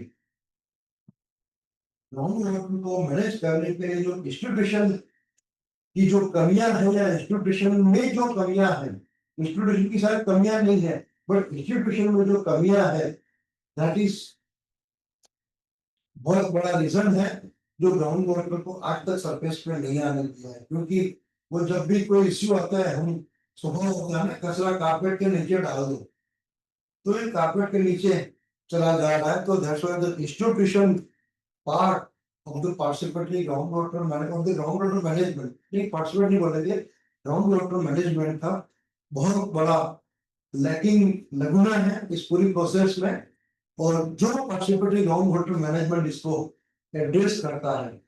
जब हम इंस्टीट्यूशन की बात करते हैं तो we are not talking about the government institute, जैसे कलेक्टर ऑफिस होता है ऐसा ऑफिस की बात नहीं कर रहे, हम यहाँ पे ये भी बात कर रहे हैं कि इंस्टीट्यूशनलाइज होके कुछ डिसीजंस को हम फॉलो करें या इग्नोर भी करें, फॉलो करें और उसको फॉलो करवाएंगे। इंट्रोडक्शन का मतलब वही है ना। आप अपने घर का एग्जांपल ले लीजिए, हाँ, अपने घर में जब पानी का मटका भरा हुआ है, हु इज मैनेजिंग? कोई अगर बच्चा गलती से पानी वेस्ट कर रहा है तो somebody will control, somebody will notice, उसको एक दो बार जाने देगा, फिर उसको थोड़ा और भी तरीके लेके आएंगे। तो इंस्टीट्यूशन का ये रोल होता है कि एक परंपरा जो बनी है उस परंपरा को टिकाए रखना, और जिस तरीके से ग्राउंड वाटर जो है वो हाईली डिसेंट्रलाइज है, उस तरीके से इंस्टीट्यूशन को भी हमें डिसेंट्रलाइज वे में सोचना पड़ेगा, और वहीं से बॉटम ऑफ अप्रोच की शुरुआत होगी। क्योंकि बॉटम में जिस तरीके का इंस्टीट्यूशन बनता है, देन ऊपर जाते जाते उसका एक शेप बनता जाएगा। ठीक है, तो कुल मिला के ये सारे प्रिंसिपल्स जो है पार्टिसिपेटरी ग्राउंड वाटर मैनेजमेंट के लिए बहुत सोच के डाले गए थे, और ये पूरा उसका विजन की प्रक्रिया में लाए गए थे। इसीलिए participatory ground water management ground water centric approach है। कल भी हमने बात किया था, आज फिर से इस बात को मैं दोहराता हूँ, but it also looks after soil water, surface water, flowing water, sea water, and poor quality rejected water also. कि हम सूरज का जो रिजेक्ट वाटर है उसको भी इग्नोर नहीं कर सकते, क्योंकि दैट ऑल्सो कहीं ना कहीं ग्राउंड वाटर के साथ जुड़ा है, और सारे जो पानी जहां जहां जुड़े हैं, जहां जहां लोग इस्तेमाल कर रहे हैं, उन सब लोगों को हमें इस प्रक्रिया में जोड़ना। तो that is principles of the participatory ground water management. दो महत्वपूर्ण बात इसमें यह है, ग्राउंड वाटर सेंट्रिक जरूर है, लेकिन सिर्फ ग्राउंड वाटर की बात नहीं करते हैं, वो हम तय कर ले, हमारे दिमाग में रख ले। अदरवाइज क्या होता है कि कोई भी चीज आप करने जाओगे तो 10 चैलेंज आएगी। तो काफी अभी एक डिस्कशन चल रहा है कि भाई इज इट रियली पार्टिसिपेटरी है, क्योंकि काफी सारे लोगों ने अभी पार्टिसिपेटरी अप्रोच को, पार्टिसिपेशन प्रोसेस को एक हिपोक्रेटिक वे में पोर्ट्रेट करना शुरू किया। अभी हम बोलते तो हमने पार्टिसिपेशन किया, अभी लोग स्टडी भी करते हैं, और ऐसा वो लोग भी गलत नहीं है, क्योंकि 80 आउट ऑफ 100 इस तरीके के एविडेंस उनको मिलते हैं। अब पार्टिसिपेटरी वाटरशेड मैनेजमेंट में चले जाओ, 10% कंट्रीब्यूशन वो पार्टिसिपेशन का डेफिनेशन हो गया। पीआईएम में क्या हो गया, पार्टिसिपेटरी इरिगेशन मैनेजमेंट में मंडी ने पानी को मैनेज किया, और उसमें भी आप देखेंगे तो मंडी ने डिसीजन लिया, वो डिसीजन इम्प्लीमेंट हुआ नहीं हुआ, कितनी हद तक हुआ, किन लोगों के साथ हुआ, वो सब लैगिंग पार्ट है। तो बहुत सारी जगह पे ऐसे एविडेंस खड़े हुए, तो उसने पूरे पार्टिसिपेशन वर्ड के ऊपर एक बहुत बड़ा क्वेश्चन मार्क लगा दिया, और वो हमारी नैतिक रिस्पॉन्सिबिलिटी बन रही है कि हम पार्टिसिपेशन मतलब को समझे। वो पार्टिसिपेशन भी ground water level and ground water quality की तरह डायनेमिक वर्ड है। 15 साल 20 साल पहले पार्टिसिपेशन का एक मतलब होता था, पार्टिसिपेशन का अप्रोच, पार्टिसिपेशन की मेथोडोलॉजी अलग होती थी। आज आप देख लीजिए, 20 साल पहले आपको पढ़ाई करनी है तो क्या करना होता था, ये वो फिजिकली इन कॉलेज या स्कूल या इंस्टीट्यूशन जाके पढ़ना पड़ता। आज आप फिजिकली नहीं आ रहे, क्योंकि हम उसको नहीं बोल सकते पार्टिसिपेटरी एजुकेशन है। जरूरी थोड़ी है कि आप यहाँ आके बैठो, और we are not compromising with education. तो समय के साथ ये प्रक्रिया बदलती है, और वो बदलाव को एक स्थान की अप्रोच देता है। दैट्स व्हाई हम पार्टिसिपेटरी ग्राउंड वाटर मैनेजमेंट हो सकता है। अरे हर शब्द के ऊपर आपको 1000 क्वेश्चंस के चैलेंज आ सकते हैं, बट हमें हमारे लेवल में क्लियर रहना है कि what is participatory ground water management. और जरूरी नहीं है, एक डिस्क्लेमर लगा दूं कि सब जगह पे पार्टिसिपेटरी ग्राउंड वाटर मैनेजमेंट काम में आए। तो it is not ultimate approach, but हम ये ये बोल सकते हैं क्योंकि जब इतना सारा डिपेंडेंसी कंट्री का ग्राउंड वाटर के ऊपर है, तो कम से कम 70% इरिगेटेड एरिया में तो ये अप्रोच लागू हो सकता है। 95% रूरल एरिया में डोमेस्टिक सप्लाई ग्राउंड वाटर से आता है, वहां हम लागू कर सकते हो। उसके अप्रोच, मेथोडोलॉजी, उसके तरीके, जगह टू जगह, physiography to physiography, village to village, district to district अलग हो सकते हैं, बट अप्रोच की जो पद्धति है, जिसे मैंने बोला कि शायद गर्ल में हम जाके स्टडी की है, बस उतना ध्यान में रखना है। कहीं पे भी आप चले जाओ, ये चीज कैरी करो, उसका आधार पे करते जाओ, इट विल ऑटोमेटिकली रिफ्लेक्ट, आपको बता देगा कि यहाँ पे काम करेगा, यहाँ पे काम नहीं करेगा। बट प्री एग्जाम्पशन माइंड से नहीं जाना है, क्योंकि अभी तक बहुत सारा प्री एग्जाम्पशन हमने कर लिया है और इसीलिए हम आज तक प्रॉब्लम की जड़ तक नहीं पहुंच पाए। इसको थोड़ा मैंने रोमांटिसाइज करने का प्रयास किया है कि अगर हम ये नहीं करते तो 5 अंधे हाथी के साथ रह के हाथी का जो जो चित्र दिखा देते, उतना ही चित्र उनके दिमाग में था। कहीं ना कहीं सबको साथ में आना पड़ेगा, and everyone has to portrait the larger elephant, तो तभी जाके हम एक रिसोर्स को मैनेज कर पाएंगे। Ground water is like an elephant, वो बड़े एरिया में फैला हुआ है, और everyone saying like one blind person is seeing his legs, कोई उसका ट्रंक देख रहा है, उसका पेट देख रहा है, पूंछ देख रहा है, कान देख रहा है, तो वो अलग अलग तरीके से उसको डिफाइन करने का कोशिश कर रहा है, बट सारे जो एस्पेक्ट है उसको जोड़ना पड़ेगा। जैसे मल्टी डिसिप्लिनरी अप्रोच की जो बात करते हैं हम, तो वो ये है, और इंटीग्रेटेड अप्रोच की जो बात करते हैं तो ये आता है जिसमें क्वालिटेटिव इवोल्यूशन करना है एंड क्वांटिटेटिव इवोल्यूशन करना है, और ये को सिंथेसाइज बहुत सारा, ये आपको क्लियरली स्क्रीन दिख रहा है ना, कंप्यूटर जो लोग स्टूडेंट्स हैं उसको कंप्यूटर पे। हाँ, जैसे क्वालिटेटिव एनालिसिस की जब हम बात करते हैं, तो जो हमने इंटीग्रेटेड अप्रोच की बात किया, सी मैंने यहाँ पे टॉप पे लिखा है वाटरशेड बेसिन। तो वाटरशेड बेसिन को हम क्वालिटेटिव क्वांटिटेटिव एनालिसिस करेंगे तो हमें पता, क्योंकि अल्टीमेटली बरसात का पानी है वो कोई वाटरशेड बेसिन में गिरेगा और अलग अलग जगह पे जाएगा। तो अगर बेसिन को हम सही तरीके से इवैल्यूएट करते हैं, एनालिसिस करते हैं, कल शायद कुणाल का प्रश्न था कि कैसे हम डिलिनिएट करते हैं रिचार्ज पोटेंशियल एरिया और वो सारी चीज, तो उसका ये अप्रोच है जिसमें डेटा को कलेक्ट करना है, सेकेंडरी डेटा को लेना है, प्राइमरी डेटा भी लेना है, तो सेकेंडरी और प्राइमरी डेटा को मिला के हम रिमोट सेंसिंग का भी इस्तेमाल कर सकते हैं।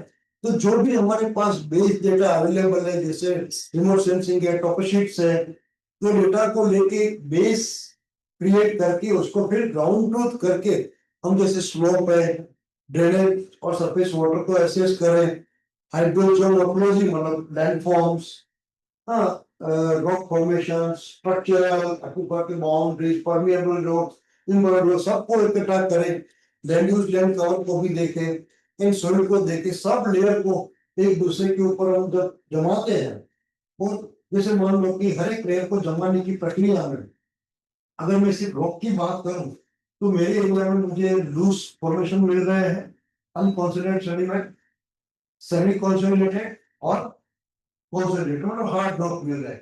तो तीनों की मैं बात करूं तो तीनों अगर तीनों के ऊपर पानी गिरेगा तो क्या होगा, कौन सा रॉक सबसे ज्यादा पानी एब्सॉर्ब करेगा, लूज ज्यादा एब्सॉर्ब करेगा कि हार्ड रॉक ज्यादा पानी अंदर लेगा, लूज सबसे ज्यादा लेगा। तो मतलब ग्राउंड वाटर के पॉइंट ऑफ व्यू से loose formation is having the highest rank surface के ऊपर अगर है तो सबसे ज्यादा रिचार्ज वो करेगा, हार्ड रॉक कम रिचार्ज करेगा। तो सेम वे हार्ड रॉक को 1 मार्क दे दिया, सेमी कॉन्सोलिडेटेड को 2 मार्क दे दिया, लूज को 3 मार्क दे दिया, और उसी रॉक फॉर्मेशन के ऊपर हम अगर लैंडफॉर्म का एक मैप लगा देते और पता चल रहा है कि वहां पे हिल्स है मैदान है और डिप्रेशन है। तो बरसात का जब पानी हिल पे गिरेगा तो क्या होगा, बल्कि तो निकल जाएगा, तो उसको अंदर जाने की जगह वो ज्यादा देगा नहीं। और डिप्रेशन है तो वहां पे पानी रुकेगा और धीरे धीरे पॉपुलेशन का रेट देगा। तो अगर आपको तीनों ये मिल गए तो डिप्रेशन एरिया आप सबसे ज्यादा मार्क देंगे, मैदान वाले को 2 मार्क देंगे और हिल वाले को 1 मार्क देंगे। अब ये दोनों लेयर को आपने मर्ज कर दिया तो जहाँ पे हिल्स है और हार्ड रॉक है तो ऑटोमेटिक आपको पता चल गया कि यहाँ पे सबसे ज्यादा पानी घनों हो जाएगा। और अगर मान लो हिल्स एंड सेमी कॉन्सेंट्रेटेड तो हिल एंड हार्ड रॉक की तुलना में यहाँ ज्यादा पानी रिचार्ज होगा। तो वो डिटरमाइन करता है। उसी तरीके से स्लोप, ज्यादा स्लोप ज्यादा रनो, कम स्लोप कम रनो। तो एक रैंकिंग सिस्टम बना के सारे लेयर्स को एक दूसरे के ऊपर जमाते हैं। जमाने के बाद उसका 3-4 कैटेगरी बनाते हैं, जैसे हमने राजकोट में दिखाया था आपको, अंजार में दिखाया था आपको। तो मैक्सिमम रिचार्ज पोटेंशियल तो मैक्सिमम रन ऑफ पोटेंशियल, तो पूरी रेंज आपको मिल जाएगी जिसमें ये सारी इंफॉर्मेशन, ये सारे जो साइंटिफिक लेयर्स है वो एक नक्शे के ऊपर आ जाएंगे। जमीन के ऊपर तो वही है। अगर आप पहाड़ पे चले जाते हो तो पहाड़ दिखता है, पहाड़ के अंदर रोक भी होगा, पहाड़ के अंदर फ्रैक्चर भी होगा ना, पहाड़ के अंदर नदियां भी होगी, वो सब एक जगह पे है। हम अलग अलग तरीके से देख रहे हैं, इसीलिए पहाड़ आ गया तो मानो मानो फिर जाए, ऐसा मान के हम चलते। तो ये इंटीग्रेटेड अप्रोच की बात है और इसमें इस तरीके के लेयर्स जनरेट करके उसको सिंथेसाइज करके फिर लोकल स्पेसिफिक प्रिस्क्रिप्शन लिखाए जाते हैं। 3 येलो कलर में वो दिखा है कि मतलब रिचार्ज पोटेंशियल है, हाई रिचार्ज एरिया है, तो उस रिचार्ज एरिया के लिए आपका क्या स्ट्रेटेजी होगी, क्या क्या चीजें आप कर सकते हो based on your land use. अगर मान लो कि हाईएस्ट रिचार्ज पोटेंशियल वाला एरिया है लेकिन सारा का सारा एग्रीकल्चर लैंड है, तालाब बनाओगे, बनाना देगा आपको कोई नहीं देगा। तो आपको ऐसा सॉल्यूशन ढूंढना पड़ेगा जो कम से कम जगह रोके और मैक्सिमम रिचार्ज दे। इंजेक्शन मेथड है वहां पे। और रही चीज अगर मान लो मैदान में है और आपको पता है नीचे सर्वे रखना पड़ा है तो आप इंजेक्शन में प्रिफर नहीं करेंगे, आप सीधा सीधा कॉर्पोरेशन टैंक बना दीजिए और वहां पे रिचार्ज हो जाएगा। तो ये हो गया आपका क्वालिटेटिव एनालिसिस जो आपको क्वालिटेटिव इंफॉर्मेशन देती है with all this quality knowledge. उसके साथ जब हम बात करते हैं क्वांटिटेटिव इवैल्यूएशन तो यहाँ पे पूरा डायनेमिक सिचुएशन आ जाती है कि वाटर लेवल में कितना बदलाव हो रहा है, कहाँ से कहाँ फ्लो कर रहा है, कितना डिस्चार्ज मिल रहा है मेरे को 80% और कितना स्टोरेज। ये सब जानकारी पर्टिकुलर एक साल में एक सीजन का स्टेटस मेरे को दे, वो लाइफ टाइम स्टेटस नहीं होगा। इसको हमें हर बार बदलते रहना है, चेक करना। हाँ, ऊपर हम ये कर सकते हैं कि आने वाले 5 साल का एक अंदाज लगाओ या 2 साल का अंदाज लगाओ। तो 2 साल का अंदाज लगाने के बाद फिर से उसको देखना है कि 2 साल के बाद क्या बदलाव हुआ, उसके हिसाब ये बदलेगा नहीं, ये आपका डेफिनेटली जब ये बदलेगा तो आपको यहाँ पे और यहाँ पे भी कुछ बदलाव लाने की जरूरत पड़ेगी, तभी जाके आप, क्योंकि यू कांट चेंज दिस। नदियां आप बदल नहीं सकते हो, स्लोप आप बदल नहीं सकते हो, ये 2 चीज जो है आप कंसिडर कर सकते हो। लैंड का जो यूज है, हाँ, एक सीजन एग्रीकल्चर से 2 सीजन एग्रीकल्चर करो, वो चेंज हो सकता है। तो ये इंफॉर्मेशन जो है वो इसको फीड करो और इनको मिला के फिर 5 साल के बाद क्या कर सकते हो। ये तो स्ट्रेस नहीं रहने वाला है, बट इसके आधार पे यहाँ चेंज आएगा। बदली हुई सिचुएशन में you can see the changes over here. ये चेंज आता है तो आपको उसको काम करना है। तो ऐसा नहीं है कि आपने एक बार काम कर लिया मतलब आपका पूरा प्रॉब्लम सॉल्व हो गया। तो this is what participatory ground water management, this is multidisciplinary approach, this is integrated approach. Development approach के बारे में मैं ज्यादा बात नहीं करूंगा, पार्टिसिपेशन के बारे में बात नहीं करूंगा, क्योंकि हम ज्यादातर संस्था से आए हैं, बट पार्टिसिपेशन का जो हार्ड है उसको हमें भूल डालनी है। ठीक। सो नाउ कमिंग टू 4 मुख्य पिलर जो उनका है, data and aquifer mapping, capacity building. यहाँ पे कैपेसिटी बिल्डिंग छोटा था सर्कल, इसलिए मैंने ज्यादा लिखा है, प्लीज डिस्टर्ब नहीं किया है, but it links largely with the social mobilization and social community engagement and capacity building. Then this is important implementation aspect जो डिमांड एंड सप्लाई मैनेजमेंट की बात करता है, एंड देन इसको मेंटेन करने के लिए institute, so you have to follow this path. आप अभी क्या हो रहा है प्रेजेंट सिचुएशन में, सीधा ये कहीं ना कहीं हाँ हाफ हार्टेडली होता है। पार्टिसिपेंट भी जो सवाल आते हैं ना, जो यहाँ पे इसलिए आ रहे हैं क्योंकि हम अवेयरनेस करते हैं, इन्वॉल्वमेंट करते हैं, but we truly forget the capacity building. और कैपेसिटी बिल्डिंग हम करते नहीं है क्योंकि या तो हमें पूरी अंडरस्टैंडिंग नहीं है, या फिर हमें पता नहीं कि किसको क्या किस तरीके से हम कैपेसिटी बिल्ड करें। तो ये 2 एस्पेक्ट पे हम अभी आगे बढ़ेंगे धीरे धीरे करके। तो जो पहला बात किया data, which lead to the aquifer mapping process, और aquifer mapping process तो एक शब्द है, बट aquifer और पूरा हाइड्रोजोनिक जो एक गांव है या वाटरशेड है या कोई एरिया है, उसका पूरा अंडरस्टैंडिंग को अनफोल्ड करना है ताकि लोग उसको देखें, लोग उसको समझे। Before I jump into this, मैं चाहूंगा कि अभी तक जो मैंने बोला उसके ऊपर थोड़ा रिफ्लेक्शन कर ले हम 5-7 मिनट। कोई कुछ सवाल पूछना चाहेंगे या उसको समझ करके करना चाहेंगे? टेक ओवर आपका योगेश में यस। अभी हमने जो प्रिंसिपल्स और अप्रोच देखे, तो एंड में जो रेड वाला एक था कि हमें ग्राउंड वाटर सेंट्रिक के साथ बाकी के जो है, मतलब सॉइल वाटर है, सरफेस वाटर है, तो वो थोड़ा सा एक बार फिर मतलब उसके बारे में थोड़ा डिटेल बताएंगे क्या, कि कैसा थोड़ा उसको भी हम सब कनेक्ट कर सकते हैं। जैसे सरफेस और ग्राउंड है, पर ये बाकी का भी फ्लोइंग वाटर है, सी वाटर है, तो वो थोड़ा सा देखो, जो आपका सवाल अगर मैं सही समझा हूँ, क्योंकि बीच में आवाज ब्रेक हो रही थी, तो आपने ये बोल रहे थे ग्राउंड वाटर और उसके सराउंडिंग की जो बात की, अलग अलग तरीके की सॉइल वाटर, सी वाटर की बात कर रहे थे। तो अब हाइड्रोलॉजिकल साइकिल को थोड़ा देखिए। हाइड्रोलॉजिकल साइकिल में जब बरसात गिरती है तो कुछ हिस्सा हवा में रहता है, कुछ हिस्सा जमीन पे आ जाता है।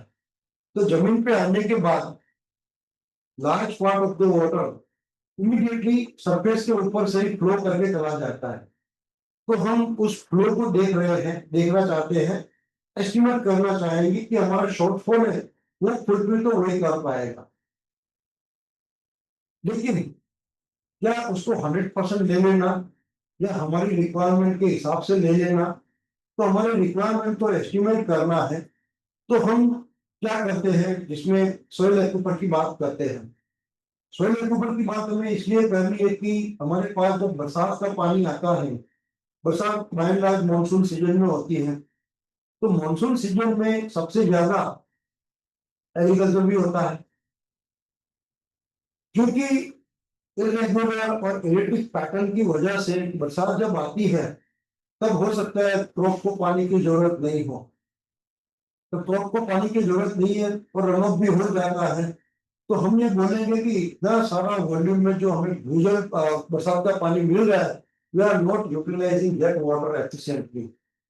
तो हमें during the season, within the monsoon season, बरसात के पानी को हमें कैसे एफिशिएंटली यूज करना चाहिए और कितना किस तरीके से कर सकते हैं। तो that's from the soil potential, soil aquifer potential की बात आती है कि अगर मान लो बरसात के टाइम में जो पानी आता है उसको हम 2-3 फीट का जो सॉइल एक्यूफर हमारा है उसी के अंदर अगर हम रख लेते हैं, तो वो पानी हमको क्रॉप को जब जरूरत तक मिलेगा, तो जब वो पानी क्रॉप को इस्तेमाल करेगा तो बट नेचर है कि with in the monsoon season, within the shortfall of the rain water, जो ग्राउंड वाटर उठाते हैं वो नहीं उठाएंगे। तो एटलीस्ट एक या दो इरिगेशन हमें एक या दो वाटर रिक्वायरमेंट जो क्रॉप की है वो सोइल से मिल जाएगी, तो ग्राउंड वाटर हम उस तरीके से कंजर्व करेंगे। तो दैट इज वन एग्जांपल जिसमें हम ये बात कर रहे हैं कि participating ground water management is not only talking about the ground water,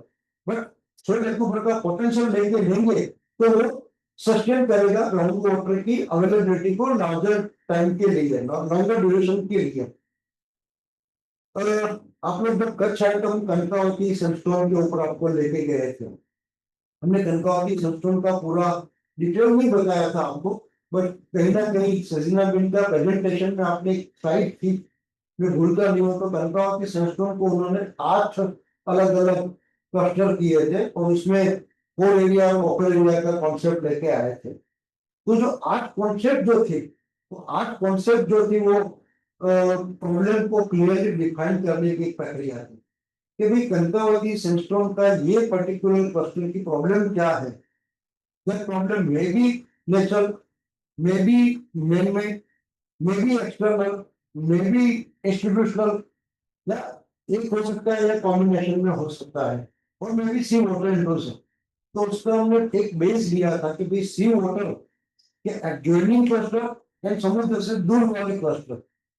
तो सी वाटर की जैसे मान लो कि हाइड्रोजियोलॉजी में समुद्र का पानी कोस्टल एरिया में बहुत सारा वाटर बैलेंस मेंटेन करता है, वाटर क्वालिटी मेंटेन करता है, तो हमें सी वाटर की मूवमेंट को भी देखना है। सी वाटर मैं तो उसको पोटेंशियल की तरह देखता हूँ, क्योंकि समुद्र में तो लगभग 365 डेज पानी अवेलेबल होता है।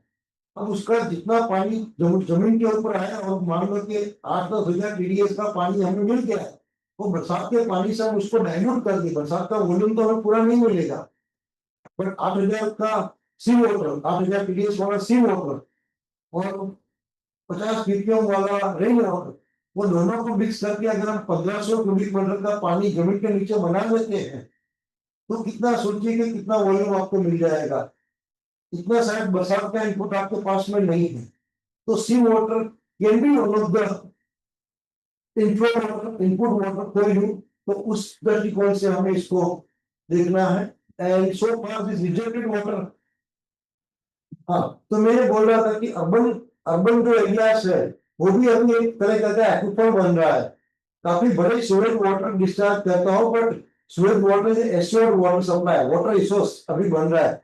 अगर उसको रिजेक्ट वाटर न देखते हुए रिसोर्स वाटर देखना शुरू करेंगे तो उसके भी सॉल्यूशन ला सकते हैं हम।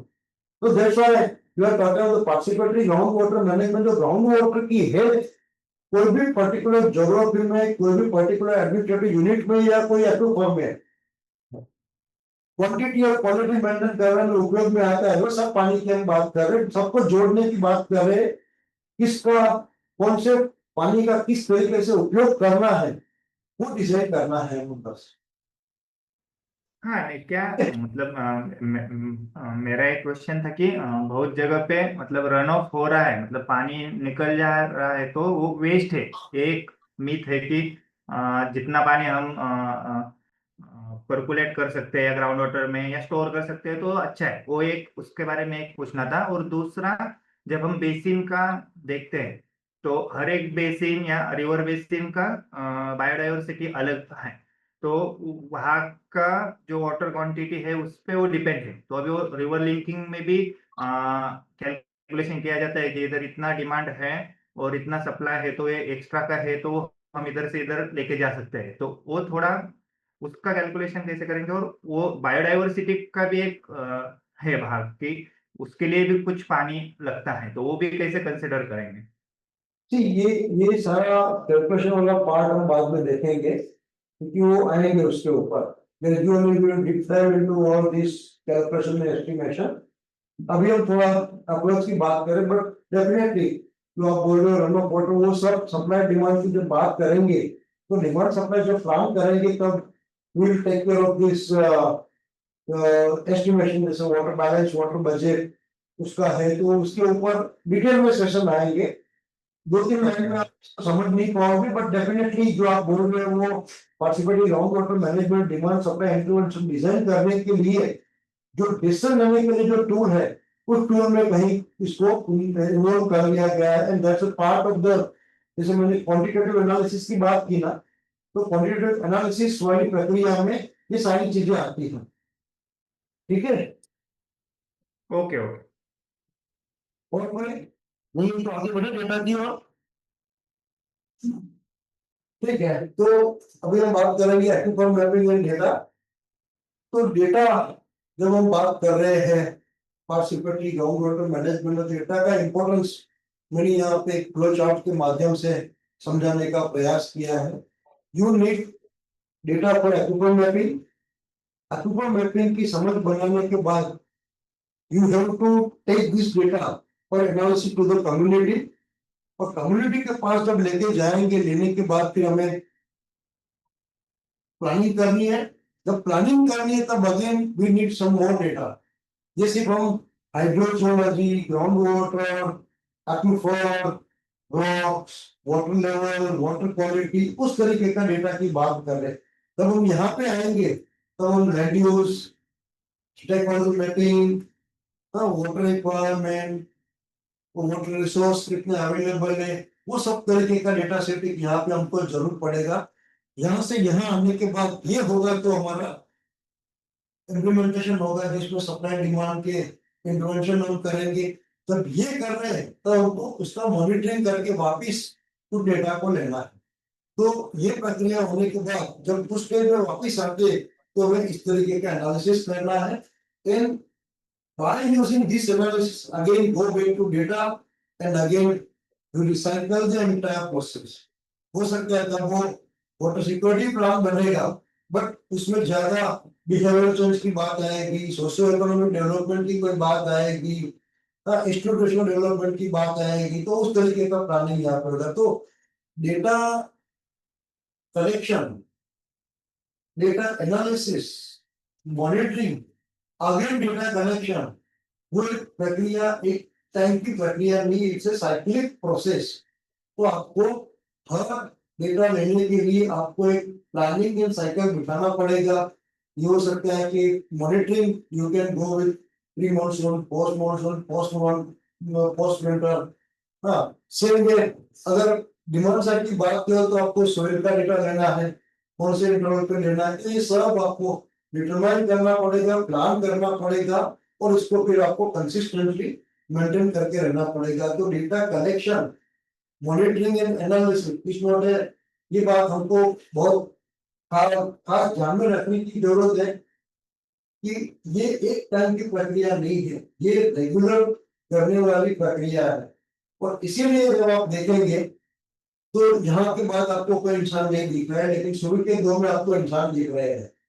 एंड फर्स्ट तो हम बात कर रहे हैं डेटा कलेक्शन, तो आपको आपका विड्रॉल के साथ में you have to, your withdrawal should be replaced by the village community member. तो जो भूजल जानकार है या केजीबीएम कमेटी है, तो यहाँ भूजल जानकार की बात कर रहे हैं, यहाँ से इंस्टीट्यूशन की बात कर रहे हैं। तो ये दो चीजों को अगर आपने सही ढंग से कर लिया तो रेस्ट ऑफ द थिंग वो करते रहेंगे। तो यहाँ आपका कैपेसिटी बिल्डिंग प्रक्रिया जो है, अवेयरनेस है, कम्युनिटी एंगेजमेंट है, वो बहुत इंपॉर्टेंट प्रोसेसेस है। तो डेटा का कॉन्सेप्ट ओवरऑल ये है।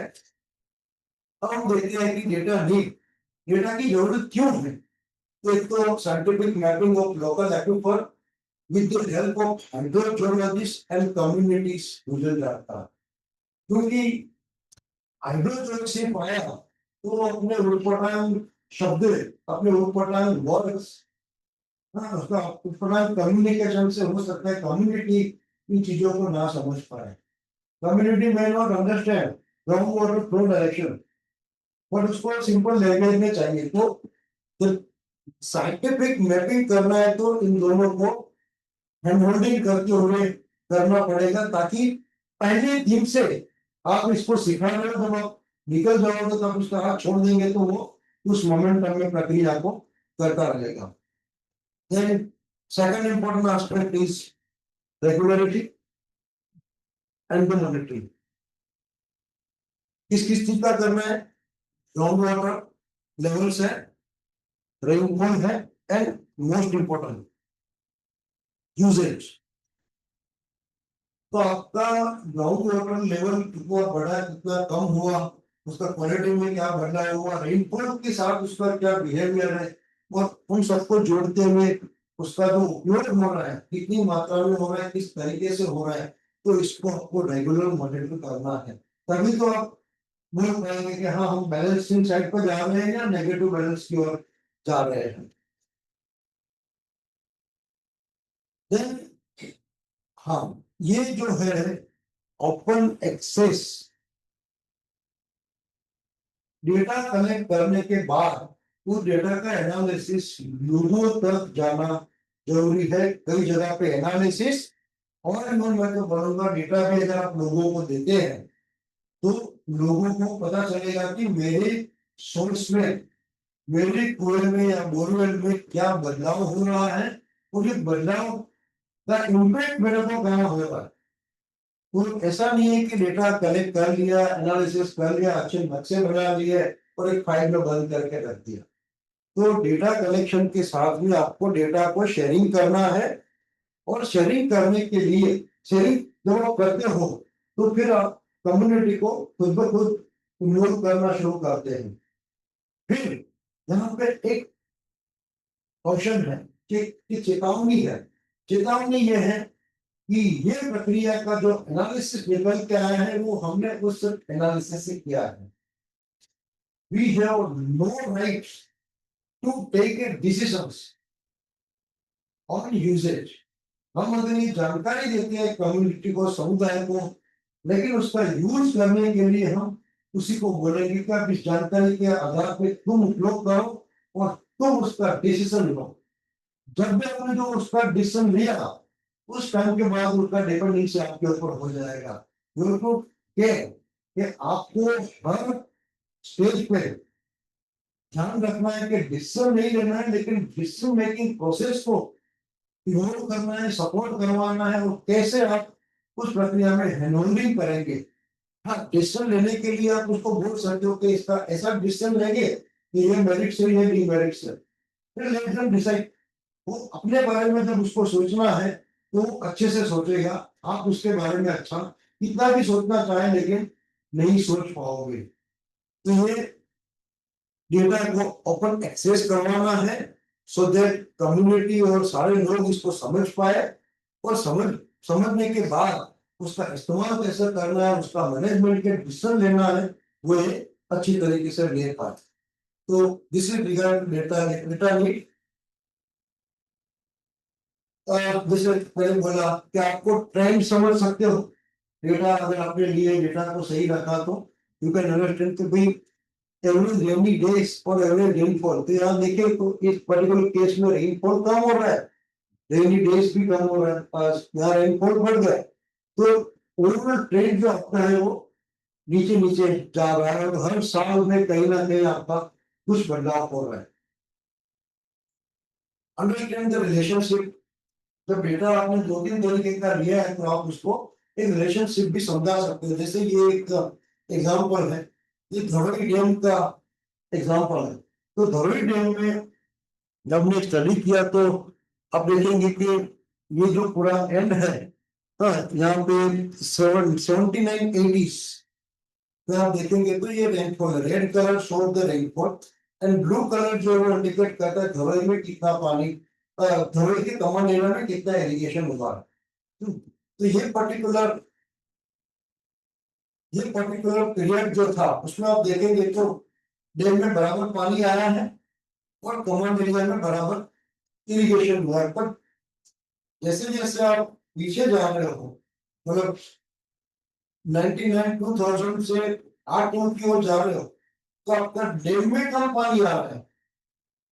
आप समझ रहे हो, डैम में कम पानी आ रहा है बट आपका कॉमन एरिया का इरिगेशन लगभग इतना था उतना ही रहता है।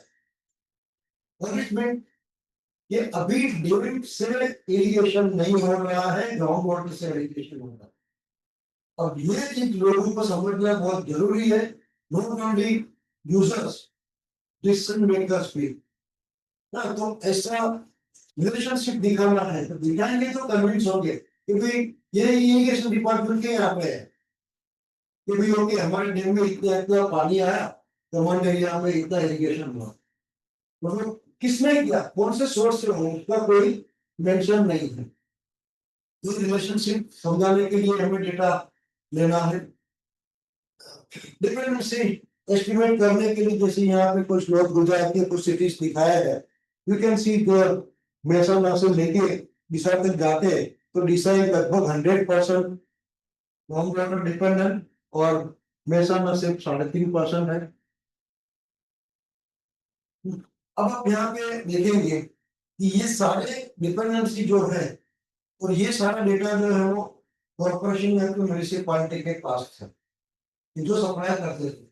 इसके अलावा आप देखेंगे ये नक्शा भी दिखाया है कि भाई ठीक है ये तो सप्लाई की बात कर लिया मोटे मोटे लेवल पर, बट अब रियलिटी क्या है, तो लोकल बोरवेल भी है कहीं पे, स्टोरेज टैंक भी है जो नदी के पास से बनाया है और बड़ा दूर से भी पानी आ रहा है। तो अलग अलग जगह पे अलग अलग सोर्स से पूरे सिटी को पानी दिया जा रहा है। तो क्या ये मान सकते कि यहाँ पे कोई सेटलमेंट है उसमें कोई अपना बोरवेल नहीं होगा, हम बोरवेल तो है, हमें ये भी पता है कि हमारा सप्लाई इरेगुलर है तो वो सप्लाई म्यूनिसिपैलिटी तो भले इतना करती हो बट बाकी लोग तो कुछ ना कुछ हक पे मारते होंगे ना उसके अंदर। तो अंडरस्टैंड द डिस्ट्रीब्यूशन, कौन कौन से सोर्स से हमारे पास पानी आ रहा है, जो विजुअलाइज करके रखे तो लोगों को समझना और उसके ऊपर डिस्कशन करना भी आसान रहता है। सिमिलरली जैसे अजय का सवाल था कि भी उसको एस्टिमेट कैसे करना, तो इससे वाटर बैलेंस जिसमें आप देख रहे हो कि यहाँ पे सारे पैरामीटर को लिया गया है। हाँ, ग्राउंड वाटर में क्या चेंज होता है, ग्राउंड वाटर डेप्थ कितना है, बाष्पीभवन ट्रांसपिरेशन कितना हो रहा है, सरफेस रन ऑफ कितना है, वो सब, और उसके साथ साथ में कितना रिचार्ज होता है, और फाइनली ये फिगर आता है आपके सामने, ये यूनिफॉर्म का जो पानी था।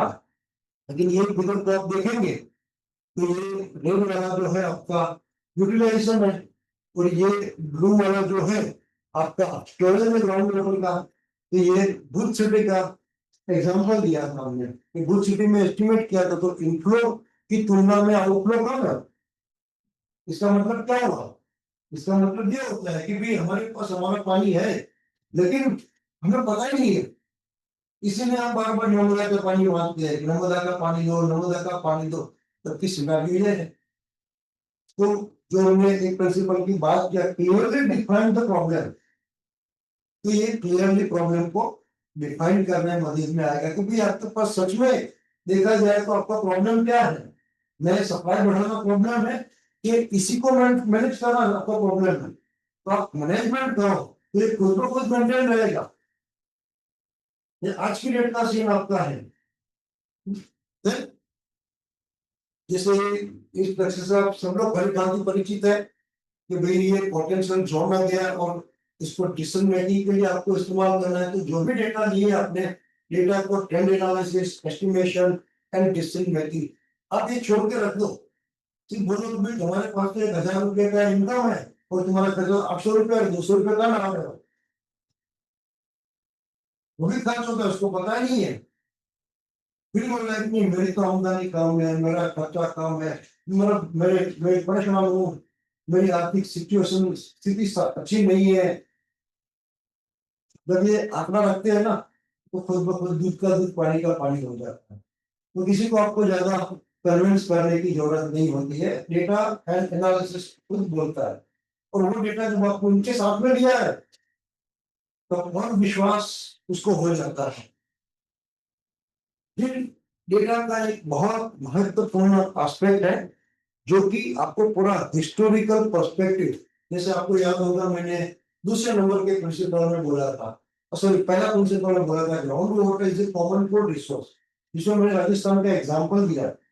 वो एग्जांपल मैंने इसलिए दिया था कि हम कुछ नया करने नहीं जा रहे, वो हमारी सभ्यता में पहले था लेकिन कहीं ना कहीं वो डेवलपमेंट, बहुत सारी ऐसी प्रक्रिया है जिसके माध्यम से हमारी सोसाइटी से, हमारे दिमाग से या हमारे मेमोरी से वो अप्रोच निकल गया है। तो आप जब हिस्टोरिकली कोई स्टडी करते, जैसे ये भुज सिटी का हमने एक स्टडी किया था और उसमें देखे तो 75 से लेके 2011 तक देखे तो हमारा पॉपुलेशन भी बढ़ रहा है, no doubt.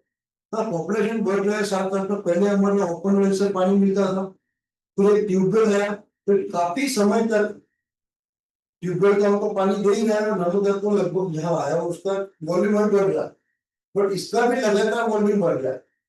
But till we are looking, ये सोर्स जो हमारा है उसका ऊपर एकदम लेवल का प्रायोरिटी हो गया और यहाँ पे हमने देखना बंद कर दिया, इसको तो हम कंप्लीटली भूल गए।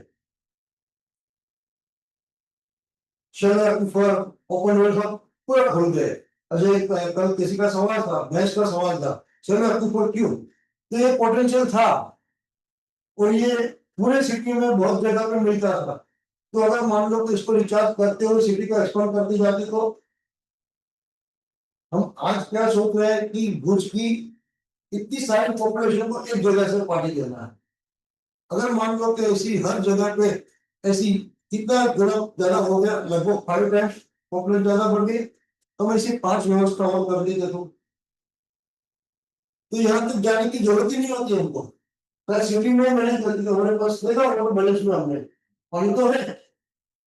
तो ये चीजें फिर उसी के साथ डिस्ट्रीब्यूशन आता गया, ड्रेनेज सिस्टम आती गई, टैरिफ भी लगाना शुरू किया, प्लेट रेट भी लगाना शुरू किया।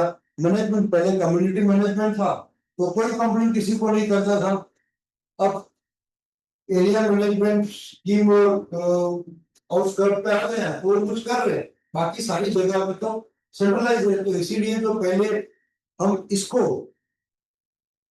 इन दोनों का एक स्ट्रॉन्ग लिंक था,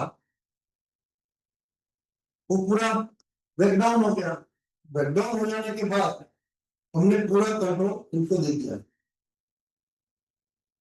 और इसीलिए हम ओनरशिप छोड़ दिए, पूरा पार्टिसिपेशन से, कम्युनिटी ओनरशिप से पूरा रिसोर्स कैसे डिसअपियर हो गया, इसकी कहानी पूरी जान सकते हो, जानना चाहिए मुझे लगता है, क्योंकि जब ये जानेंगे तो कोई ना कोई तो लोग मिलेंगे कि हाँ ये सिस्टम में हम बहुत खुश थे क्योंकि हमारा मैनेजमेंट था। तो हमारा क्या हुआ, ओनरशिप था, and that was the participatory ground water management. पूरा नई बात नहीं है, हम कुछ नया नहीं कर रहे, हम उसी चीज को वापस लाने का प्रयास करते हैं बदली हुई परिस्थिति में। तो यहाँ तक आया है, इसका मतलब होगा ना इससे पहले भी कुछ होगा, और यहाँ तक आया, यहाँ आने के बाद ये कुछ नई चीजें आ गई तो सड़क पे जर्नी हुआ हमारा और कैसे हमारी प्रॉब्लम खड़ी होनी शुरू हो गई। तो ये डेटा की एक जरूरत ये भी है कि हमें इस तरीके का डेटा भी हमको कलेक्ट करना जरूरी है। फाइनल आउटपुट जो मैंने बताया कि डेटा लेने के बाद you have to prepare a plan, जिसमें आपका पूरा हाइड्रोजियोलॉजी यहाँ पे आ गया। ये जो आपका है वो सोशल डेटा हो गया, ये आपका लैंड यूज, और दोनों को आप जोड़ेंगे तो सोशियो इकोनॉमिक हो गया।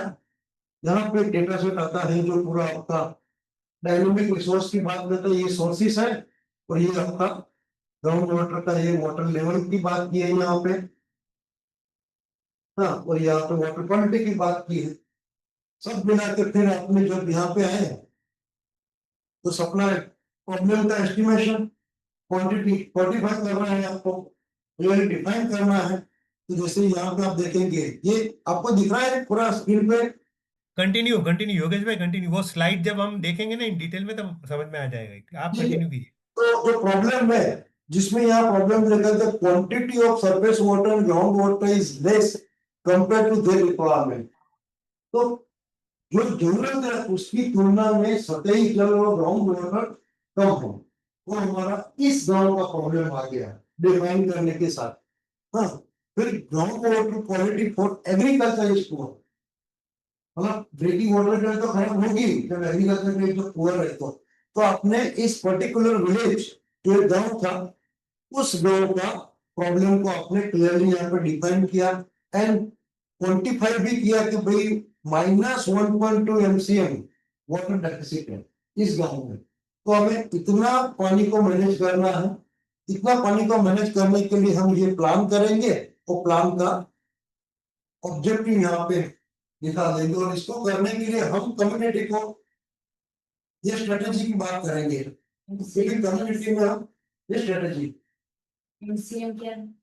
मिलियन क्यूबिक मीटर, 1 मिलियन माने 10 लाख, तो इसमें 10 मतलब आप देते 12 लाख 1,000 क्यूबिक मीटर जितना पानी कम है इस गांव में। जो पानी चाहिए उसको मान लो 100 लीटर चाहिए उसको, तो उस गांव में 40 लीटर ही पानी है, तो 60 लीटर जितना उसका डेफिसिट है। तो ये उसको पूरा दिखाने का प्रयास किया है। और तो पूरा जो भी आपने डेटा लिया, सारे डेटा को कंपाइल करते हुए जनाब यहाँ पे आए वाटर बैलेंस मैनेज करने के लिए। यहाँ पे भी आपने कुछ ऐसी चीजें भी डाली है जो कि आपको, जैसे यहाँ गौचा शब्द लिखा है, ग्रासलैंड को आपको डेवलप करना पड़ेगा, ताकि आप सप्लाई सिस्टम से ग्रासलैंड में पानी नहीं उठाए, लेकिन यहाँ पे आप ड्रेसिंग लैंड को डेवलप करेंगे तो आपको वहां पे कुछ काम में आएगा, और आपको डिमांड साइड इंटरवेंशन आपका हो जाएगा। यहाँ पे शायद सॉइल एक्यूपर की आप कहीं बात कर रहे हो, उस तरीके की कोई बात कर, तो जिस तरीके से जो जो चीजें आपके पास अवेलेबल है इन the form of surface water, in the form of ground water resources, उस सबको आपने प्लान किया है यहाँ पे। तो डेटा आपकी जरूरत हमें यहाँ तक आने के लिए एक स्टेज का, ठीक है। अब हम थोड़ा डेटा को देखें कि डेटा का जो फ्रेमवर्क है, जिसमें कैटेगरी में देखें तो क्वांटिटेटिव, क्वालिटेटिव, स्पैशियल एंड टेम्पोरल। तो ये जब बात करें डेटा टाइप, क्वांटिटेटिव में water level, trend, rainfall, millimetre या वेल डेप्थ वगैरह जो हमारा क्वांटिटेटिव इंफॉर्मेशन आ जाएगा। क्वालिटेटिव इंफॉर्मेशन में प्रेसिपिटेशन, ओरल हिस्ट्रीज जो मैंने बोला ना कि कैसे ट्रेंड रहा था, देन लोकल प्रैक्टिसेस क्या थी, वो सब जानकारी, वो सब इंफॉर्मेशन हमको कलेक्ट करना है। स्पेशल इंफॉर्मेशन में maps of water source, problem zone, potential zone, सब इसमें हम मैप करेंगे। Temporal, year wise pattern of changes. तो ये 4 कैटेगरी में हमको डेटा कलेक्ट करना है। उसका इंपॉर्टेंट क्या है, तो एक तो आप जो बात कर रहे हो सपोर्ट एविडेंस बेस्ड एनालिसिस, आप हवा में बात नहीं करोगे हमारे पास पुष्कल पानी है या हमारे पास पानी की कमियां है, ऐसी बात नहीं होगी। आप आंकड़ों के साथ बात करेंगे। फिर क्वालिटेटिव एनालिसिस कॉन्टेक्स्ट सेट करता है, इंसाइट देता है, लोकल मीनिंग देता है, जिससे कहाँ पर रिचार्ज अच्छा हो सकता है वो आप बोल पाएंगे, क्योंकि इस क्षेत्रों में हो रहा है, इतना बरसात हो रहा है, तो हम इसको इस तरीके से इस्तेमाल करें। तो ये सारी चीजों में मदद करता है। फिर मैं एक कम्युनिकेट करना है, आप तो समझ रहे हो, लेकिन गांव को दिखाना है। तो अगर आपका मैप अगर है, तो मैप के साथ अगर लोगों के साथ बैठते हो, तो आप बात कर सकते हो इस दिशा में ऐसे ये है, इस दिशा में ये पोटेंशियल है, इस दिशा में ये प्रॉब्लम है। एंड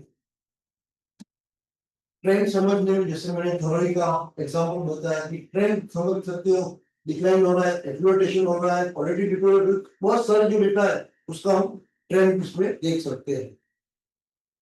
हाँ, फिर डेटा कैटेगरीज, तो एक कैटेगरी हमारी है हाइड्रोलॉजिकल डेटा। मैं सब डेटा में डिटेल में नहीं जाऊंगा, कैटेगरी की बात करेंगे, क्योंकि जब आप प्लानिंग में जाएंगे तो हम हर डेटा को गहराई से देंगे, देखने वाले हैं। तो हाइड्रोलॉजिकल डेटा, जिसमें हमारा aquifer, water level, water quality, aquifer के दूसरे पैरामीटर वो सब इसमें आ जाएंगे। क्लाइमेटिक एंड रेनफॉल डेटा, जिसमें रेनफॉल की इंटेंसिटी वगैरह हम कलेक्ट करते हैं, रेनफॉल का वॉल्यूम कलेक्ट करते हैं, season yearly rainfall data collect करते हैं। इवोपरेशन की बात हम कहीं कर रहे हैं कि इवोपरेशन कैसे है, मंथ वाइज इवोपरेशन क्या होता है। Land use and agriculture data, तो हम मैपिंग करते हैं, रेवेन्यू मैप लेके गांव के साथ बैठकर लैंड यूज का नक्शा बनाना पड़ेगा। वाटर यूज का डेटा, कि भाई कौन सी सीजन में कौन सी फसल आप लगाते हो, तो एक सीजन में कितनी बार इरिगेशन करते हो, और ड्रिंकिंग वाटर का आपको कराते हो, इतना पॉपुलेशन है तो आपको कौन कौन से सोर्स से कब कब पानी मिल रहा है, कितना पानी मिल रहा है, तो वाटर यूज का डेटा आएगा। रिचार्ज एंड कंजर्वेशन स्ट्रक्चर्स, तो जो गांव के अंदर तालाब है, रिचार्ज चेक बने हैं, जो भी इस तरीके के स्ट्रक्चर बने, स्ट्रक्चर की जानकारी हमें यहाँ लेना है। And last but not least socio economic and institutional data, जैसे गांव की पॉपुलेशन कितनी है, कौन सी कास्ट की है, कितने पुअर फैमिली, कितने लैंडलेस है, कितने लेबर है। हाँ, इंस्टीट्यूशन माने पंचायत कैसा है, आंगनबाड़ी है कि नहीं है, एसएचजी है कि नहीं है, डेयरी कोऑपरेटिव है कि नहीं है, तो वो डेटा हम कलेक्ट करना होता है। तो इस कैटेगरी के डेटा आएंगे। हाइड्रोलॉजिकल डेटा की अगर बात करें हम, तो सब कैटेगरीज उसको करें तो एक्विफर कैरेक्टरिस्टिक के लिए डेटा लेना है हमें, ग्राउंड वाटर लेवल का डेटा लेना है, वाटर यील्ड का डेटा लेना है, ग्राउंड वाटर क्वालिटी का डेटा लेना है। उसका डिटेल क्या है, तो एक्विफर का type, rock formation wise their thickness, extent कितना है, तो पूरा हमें इसके बारे में जानकारी मिले। Seasonal water level data, pre and post monsoon. Yield के बारे में, तो कभी हम जब वैल्यूमेट्री करते हैं तो हम इसका पंपिंग टेस्ट भी करते हैं, तो कितना डिस्चार्ज मिल रहा है 1 लीटर पर, 1 सेकंड में, 1 मिनट में कितना लीटर पानी मिलता है हमको, तो वो यील्ड वगैरह हम करते हैं। तो हमें तो डासिस लॉ में हमने जो सीखने का प्रयास किया था, वो हम फिर से लेके उस पर्टिकुलर एक्विफर पे हम अप्लाई कर सकते हैं। ग्राउंड वाटर क्वालिटी, तो जो भी सैंपल लेके ड्रिंकिंग वाटर की क्वालिटी इंडेक्स है, इरिगेशन क्वालिटी के इंडेक्स है, उसके साथ हम जोड़े, और या फिर कोई स्पेसिफिक वाटर क्वालिटी का इश्यू है तो उसका भी हमें एनालिसिस करके डेटा लेना है। क्लाइमेट एंड रेनफॉल, तो रेनफॉल पैटर्न जिसमें annual, seasonal, monthly rainfall data, temperature to assess evapotranspiration and crop water demand, evaporation, estimate water loss from the soil and water bodies। तो जब एक वाटर बॉडी का, water body में से पानी कितना अवेलेबल होगा एसेस करना है, तो ये सारा डेटा हमारे पास होने चाहिए, उसको डेटा को हमको कलेक्ट करना है।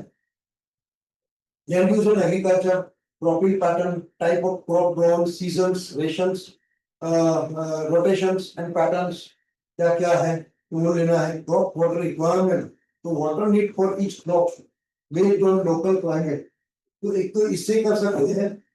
दूसरा इरिगेशन प्रैक्टिस, जो method use, drip, flood, sprinkler और इरिगेशन फ्रीक्वेंसी, तो हो सकता है मेजरमेंट तो नहीं कर सकते इन चीजों का, लेकिन अगर लोगों के साथ बैठे हम उससे जानकारी लेके, भाई तुम ये पर्टिकुलर सीजन में अगर गेहूं लगाया है तुमने, तो उस गेहूं में आप कितने दिनों के इंटरवल पर कितना पानी देते हो, और इतने एरिया में इतना पानी जाता है, और पूरे गांव में इतने एरिया में गेहूं लगे है, तो कितना पानी गांव को चाहिए। तो वो रिक्वायरमेंट भी है और यूज भी है, दोनों एसेस करने के लिए काम में आता है। लैंड यूज पैटर्न, तो हर लैंड यूज पैटर्न के वाइज हमको प्लान करना पड़ेगा, तो ग्रासलैंड हो सकता है, इरिगेशन एग्रीकल्चर और rainfed agriculture, forest, water bodies, settlements, तो उस तरीके के डेटा हमको लैंड यूज और एग्रीकल्चर में लेने हैं। वाटर यूज, तो नंबर ऑफ वेल, बोरवेल्स, कितने फंक्शन में, कितने डिफंक्ट है, और किस तरीके के फंक्शन में, वो भी यहाँ लेना है। Ground water extraction, pumping type, discharge, volume use पर सीजन और ईयर, जो वैल्यूएबिलिटी का फॉर्मूला बनाया है उसमें ये सारी चीजों को कैप्चर करते हैं। डोमेस्टिक वाटर यूज, तो water use for drinking, cooking and sanitation, कितना पानी हमारा यूज होता है। इंडस्ट्रियल वाटर यूज, एप्लीकेबल, कोई जगह पे इंडस्ट्री नहीं हो सकती, लेकिन कोई जगह पे हो भी सकती है, तो उसका भी पानी का यूज को हमें देख लेना है।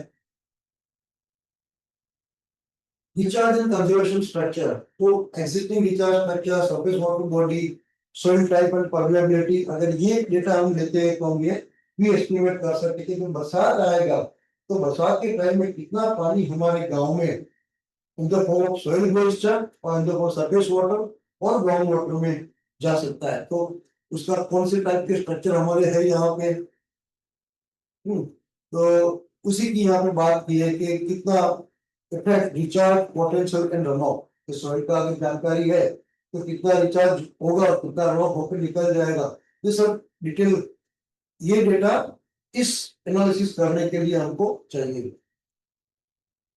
सोशियो इकोनॉमिक, जिसमें population and house hold, environment, non environment based livelihood में कितने लोग जुड़े हैं, community institution, CBOs, gender roles and amenities.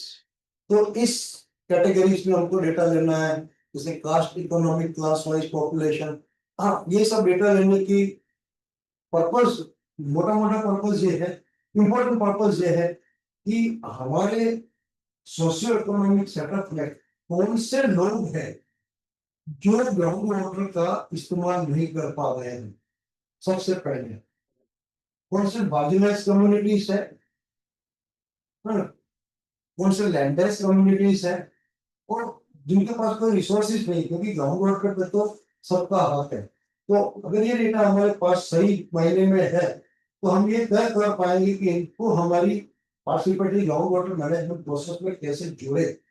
जैसे मैं आपको एक एग्जांपल दूं, गांव में महिलाएं होती हैं और काफी विधवा महिलाएं होती हैं, उनके पास जमीन नहीं होती, कुछ भी नहीं होता, सिर्फ घर होता है और 2-3 बच्चे होते हैं। तो उनको पार्टिसिपेटरी ग्राउंड वाटर मैनेजमेंट में कैसे जोड़ा। और अगर मान लो कि वो कोई दलित कम्युनिटी के महिला है तो उनको कैसे पार्टिसिपेटरी ग्राउंड वाटर मैनेजमेंट में जोड़ना है, क्योंकि जब तक हम उस तरीके के सवाल, उस तरीके के अटेम्प्ट गांव में नहीं करते तब तक हमारा अप्रोच, हमारा प्रोसेस जो पूर्ण नहीं होता है।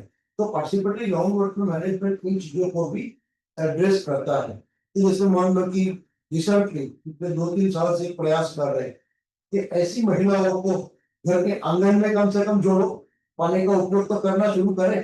पानी का उपयोग करेंगे तो अपना लाइवलीहुड भी सस्टेन कर पाएंगे और उसका ओनरशिप भी बढ़ेगा। अदरवाइज वो क्या बोलेंगे, हमारे पास तो खेती नहीं, हमारे पास कुआं भी नहीं है, तो हम क्यों इसमें पार्टिसिपेट कर रहे, वो सवाल आएगा। तो हमें ये सब एनालिसिस करके एग्जैक्ट जो कल हमारा डिस्कशन चल रहा था ना, beneficiaries, users, stakeholders and the community, ये सारी 4 शब्द जो है उनको थोड़ा समझने का प्रयास है। तो अगर मान लो कि हमारे पास कोई रिसोर्सेस है, फाइनेंशियल रिसोर्सेस है, तो हमें उस गांव में काम करना है, तो हम किसके लिए इस्तेमाल करें। तो मुझे लगता है कि ऐसे लोगों को ना बेनिफिशियरीज कैटेगरी में रखना चाहिए, उनके साथ काम करना चाहिए, ताकि उनको देख के बाकी यूजर्स को मोबिलाइज कर पाए, मोटिवेट कर पाए। हाँ, तो इन्वॉल्वमेंट की बात आएगी तो डेफिनेटली स्टेक होल्डर्स आएंगे। सेंसिटाइजेशन की बात आएगी तो कम्युनिटी की बात हमको करनी पड़ेगी।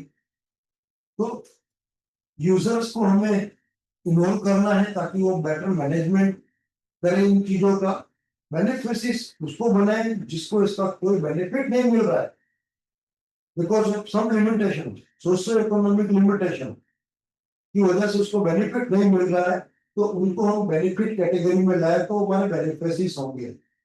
यूजर्स है वो यूज तो कर रहे हैं, कुछ प्रॉब्लम है तो मैनेजमेंट को उसको हम जोड़ सकते हैं। तो उस तरीके से सारे जो एनालिसिस है उसको लाना है। और जेंडर, क्योंकि in relation to male, women are always weaker in the village, और इवन अर्बन एरिया में ऐसा नहीं है कि अर्बन या एजुकेटेड सोसाइटी में वुमेन आर पावरफुल।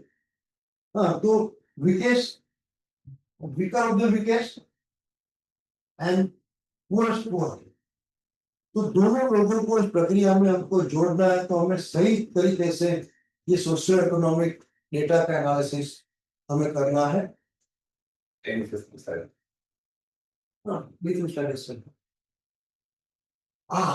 एक महत्वपूर्ण बात है जो लोगों को टच करती है। हाँ, लोगों को इस पूरी प्रोसेस में इन्वॉल्व करने के लिए, उसको जगाने के लिए ये एक हिस्टोरिकल पर्सपेक्टिव बिल्ड करना बहुत जरूरी है। तो टाइमलाइन ऑफ की इवेंट्स, जैसे कच्छ की अगर बात करें, अर्थक्वेक हमारे पास एक टाइमलाइन का इवेंट है। 1988 पूरे कंट्री में अकाल हुआ था, तो अकाल का एक टाइमलाइन, उसकी मेमोरी लोगों के दिमाग में रहती है। तो ऐसे जब इवेंट्स होती है, नेचुरल कैलेमिटीज होते हैं या और कोई भी ऐसी कोई भी इवेंट होती है, तो उस इवेंट को थोड़ा ध्यान में रख के अगर मान लो कि हम उस समय की सिचुएशन को एनालिसिस करें, उस टाइम पे लोगों ने कैसे मैनेज किया था, तो वो हमें इंसाइट देता है, वे फॉर्मूला दिखाता है कि हाँ, इस चीज को आज भी हम यहाँ ला सकते हैं, थोड़े तरीके बदलने पड़ेंगे। जैसे नंबर ऑफ बेड्स किस तरीके से बढ़े, कौन से रीजन में बढ़ते गए, तो पता चलता जाएगा कि हाँ, इधर बड़ा पोटेंशियल बढ़ता जा रहा है। Seasonal water level in wells and tank कैसे हम वेल मॉनिटरिंग का फॉरवर्ड अगर आपने देखा हो तो हमने पूछा था, एक सवाल इस पर रहता है कि जब कुआं बना तब क्या वाटर लेवल था और आज क्या वाटर लेवल है। तो खुद ब खुद पता चलेगा कि हाँ 50 साल से पहले कुआं इतना था, अभी यहाँ पे आ गया।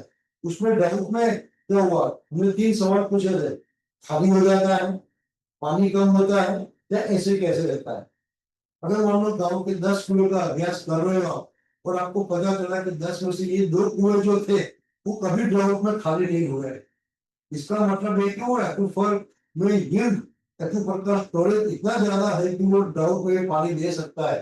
तो ड्रिंकिंग वाटर का प्लान करना है तो इसी के आसपास में करें तो, और लोगों को पता है कि इसमें पानी, तो विश्वास खुद आ जाएगा, तो विश्वास बैठ जाएगा कि हमें यहाँ पे करना।